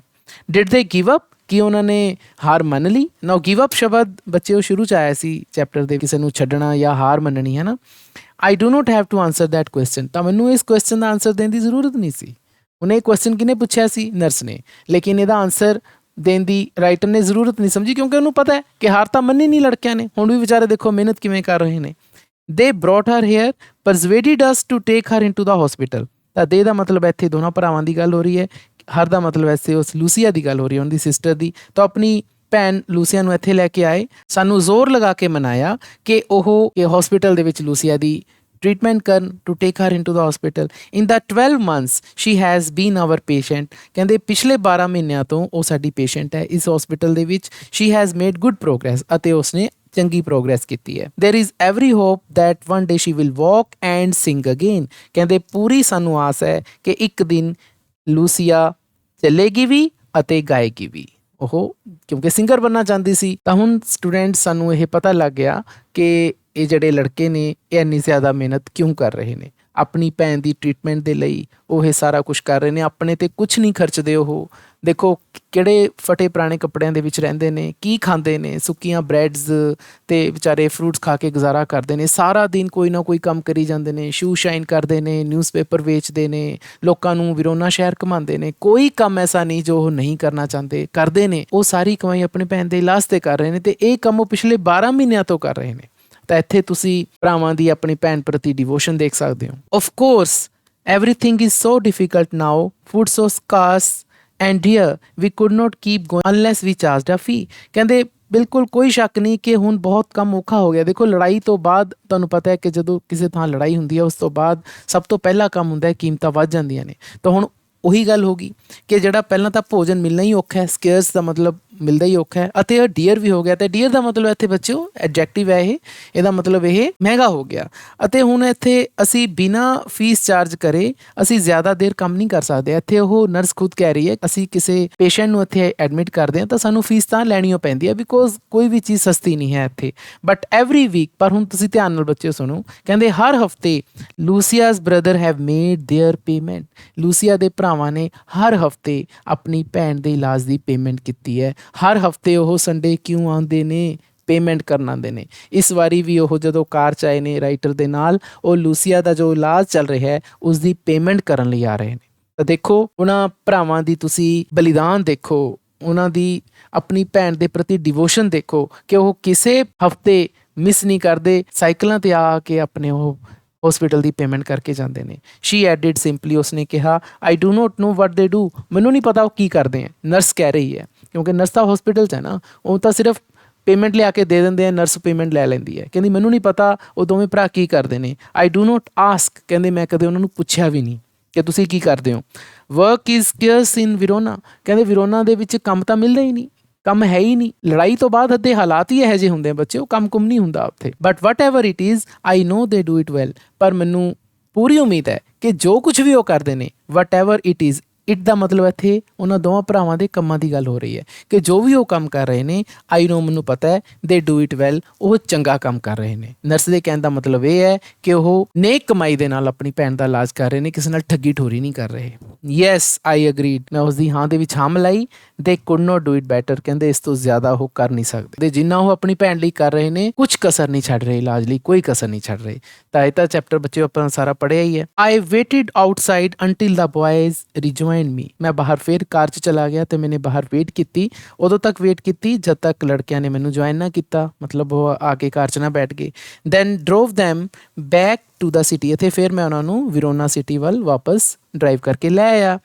ਦੇ ਸੈਟ ਬਿਸਾਈਡ ਮੀ, ਉਹ ਮੇਰੇ ਨਾਲ ਬੈਠੇ ਰਹੇ, ਨਾਟ ਸਪੀਕਿੰਗ, ਅਤੇ ਮੇਰੇ ਨਾਲ ਉਹਨਾਂ ਨੇ ਕੋਈ ਗੱਲ ਨਹੀਂ ਕੀਤੀ। For my part I did not say a word, ਜਿੱਥੋਂ ਤੱਕ ਮੇਰਾ ਸਵਾਲ ਹੈ ਮੈਂ ਕੋਈ ਗੱਲ ਨਹੀਂ ਕੀਤੀ, ਮੈਂ ਕੋਈ ਵੀ ਵਰਡ ਨਹੀਂ ਬੋਲਿਆ, ਯਾਨੀ ਕਿ ਕੁਛ ਨਹੀਂ ਦੱਸਿਆ, ਯਾਨੀ ਕਿ ਮੈਂ ਤੁਹਾਡੇ ਬਾਰੇ ਜਾਣ ਗਿਆ ਕਿ ਤੁਹਾਡੀ ਭੈਣ ਹੈ, ਇੰਨੀ ਮਿਹਨਤ ਕਰਕੇ ਤੁਸੀਂ ਉਹਦਾ ਇਲਾਜ ਕਰਾ ਰਹੇ ਹੋ, ਮੈਂ ਇਹੋ ਜਿਹਾ ਕੁਛ ਨਹੀਂ ਕਿਹਾ, ਮੈਂ ਕੁਛ ਨਹੀਂ ਬੋਲਿਆ ਉਹਨਾਂ ਦੇ ਨਾਲ। ਆਈ ਨਿਊ, ਮੈਂ ਜਾਣਦਾ ਸੀ, they would prefer to feel that they had safely kept their secret, ਕਹਿੰਦੇ ਮੈਨੂੰ ਪਤਾ ਸੀ ਕਿ ਉਹ ਇਹ ਮਹਿਸੂਸ ਕਰ ਰਹੇ ਹੋਣਗੇ ਕਿ ਅਸੀਂ ਆਪਣਾ ਜਿਹੜਾ ਭੇਦ ਹੈ, ਸੀਕ੍ਰੇਟ, ਦੇਅਰ ਸੀਕ੍ਰੇਟ, ਕਿ ਸਾਡਾ ਜਿਹੜਾ ਭੇਦ ਹੈ ਕਿ ਅਸੀਂ ਇੰਨੀ ਮਿਹਨਤ ਆਪਣੀ ਭੈਣ ਦੇ ਇਲਾਜ ਲਈ ਕਰ ਰਹੇ ਹਾਂ, ਤਾਂ ਉਹ ਉਸ ਨੂੰ ਸੇਫਲੀ ਰੱਖਣਾ ਚਾਹੁੰਦੇ ਨੇ। ਇਸ ਕਰਕੇ ਮੈਂ ਉਹਨਾਂ ਦਾ ਸੀਕ੍ਰੇਟ ਹੀ ਰਹਿਣ ਦਿੱਤਾ, ਮੈਂ ਉਸ ਦੇ ਬਾਰੇ ਕੋਈ ਗੱਲ ਨਹੀਂ ਕੀਤੀ। Yet their devotion had touched me deeply, ਪਰ ਉਹਨਾਂ ਦੀ ਜਿਹੜੀ ਇਹ ਡਿਵੋਸ਼ਨ ਹੈ, ਜੋ ਆਪਣੇ ਭੈਣ ਪ੍ਰਤੀ ਪਿਆਰ ਹੈ, ਲਗਾਵ ਹੈ, ਉਸਨੇ ਮੈਨੂੰ ਦਿਲ ਤੱਕ ਪਸੀਜਤਾ। War had not broken their spirit, ਬਹੁਤ ਵਧੀਆ ਲਾਈਨ ਲਿਖੀ ਹੈ ਰਾਈਟਰ ਨੇ, ਕਹਿੰਦੇ ਲੜਾਈ ਨੇ, ਜੋ ਲੜਾਈ ਹੋਈ ਹੈ, ਯੁੱਧ ਹੋਇਆ, ਸੈਕਿੰਡ ਵਰਲਡ ਵਾਰ ਹੋਈ ਹੈ, ਉਸ ਨੇ ਉਹਨਾਂ ਦਾ ਘਰ ਤਾਂ ਤੋੜਿਆ, ਉਹਨਾਂ ਦੇ ਫਾਦਰ ਨੂੰ ਉਹਨਾਂ ਤੋਂ ਖੋਇਆ, ਲੇਕਿਨ ਉਸ ਦੀਆਂ ਭਾਵਨਾਵਾਂ ਨੂੰ ਨਹੀਂ ਤੋੜਿਆ। ਬ੍ਰੋਕਨ ਦੇਅਰ ਸਪਿਰਿਟ, ਤਾਂ ਫੈਮਿਲੀ ਵੈਲਿਊਜ਼ ਨੂੰ ਨਹੀਂ ਤੋੜਿਆ। ਅੱਜ ਵੀ ਆਪਣੀ ਭੈਣ ਦਾ ਦੇਖੋ ਕਿੰਨਾ ਕਰ ਰਹੇ ਨੇ। Their selfless action brought a new nobility to human life, ਕਹਿੰਦੇ ਉਹਨਾਂ ਦੇ ਜਿਹੜੀ ਨਿਸਵਾਰਥ ਕੰਮ ਕਰ ਰਹੇ ਨੇ ਆਪਣੀ ਭੈਣ ਦੇ ਪ੍ਰਤੀ, ਉਹ ਸਾਡੀ ਮਨੁੱਖੀ ਜ਼ਿੰਦਗੀ ਦੇ ਲਈ ਇੱਕ ਨਵੀਂ ਨੇਕੀ ਲੈ ਕੇ ਆਏ ਨੇ। ਯਾਨੀ ਕਿ ਦੇਖੋ ਕਿੰਨਾ ਨੇਕੀ ਦਾ ਕੰਮ ਕਰ ਰਹੇ ਨੇ ਆਪਣੀ ਭੈਣ ਦੇ ਲਈ, ਉਹ ਕਿੰਨੀ ਡਿਵੋਸ਼ਨ ਹੈ ਆਪਣੀ ਭੈਣ ਦੇ ਪ੍ਰਤੀ, ਕਿੰਨੀ ਮਿਹਨਤ ਕਰ ਰਹੇ ਨੇ। ਤਾਂ ਇਸ ਚੀਜ਼ ਨਾਲ gave promise of a greater hope for human society, ਤਾਂ ਮੈਨੂੰ ਐਂ ਲੱਗਦਾ ਹੈ ਤਾਂ ਸਾਡਾ ਇੱਕ ਯਕੀਨ ਬਣਦਾ ਹੈ ਸਾਡੇ ਮਨੁੱਖੀ ਸਮਾਜ ਦੇ ਲਈ ਇੱਕ ਬਹੁਤ ਵਧੀਆ ਹੋਪ ਹੈ। ਆਉਣ ਵਾਲਾ ਸਮਾਂ ਬਹੁਤ ਅੱਛਾ ਹੈ ਜੇਕਰ ਸਾਡੇ ਸੰਸਾਰ ਦੇ ਵਿੱਚ ਇਸ ਤਰ੍ਹਾਂ ਦੇ ਇਨਸਾਨ ਜਿਉਂਦੇ ਨੇ, ਜਿਹੜੇ ਕਿ ਆਪਣੇ ਪਰਿਵਾਰਾਂ ਦੇ ਲਈ ਇੰਨੇ ਸੈਕਰੀਫਾਈਸ ਕਰ ਰਹੇ ਨੇ, ਬਲੀਦਾਨ ਦੇ ਰਹੇ ਨੇ, ਤਾਂ ਸਾਡਾ ਆਉਣ ਵਾਲਾ ਮਨੁੱਖੀ ਸਮਾਜ ਦਾ ਭਵਿੱਖ ਬਹੁਤ ਹੀ ਵਧੀਆ ਹੈ। ਉਮੀਦ ਹੈ ਸਟੂਡੈਂਟਸ ਕਿ ਤੁਹਾਨੂੰ ਇਹ ਐਸੇ ਪਸੰਦ ਆਇਆ ਹੋਏਗਾ।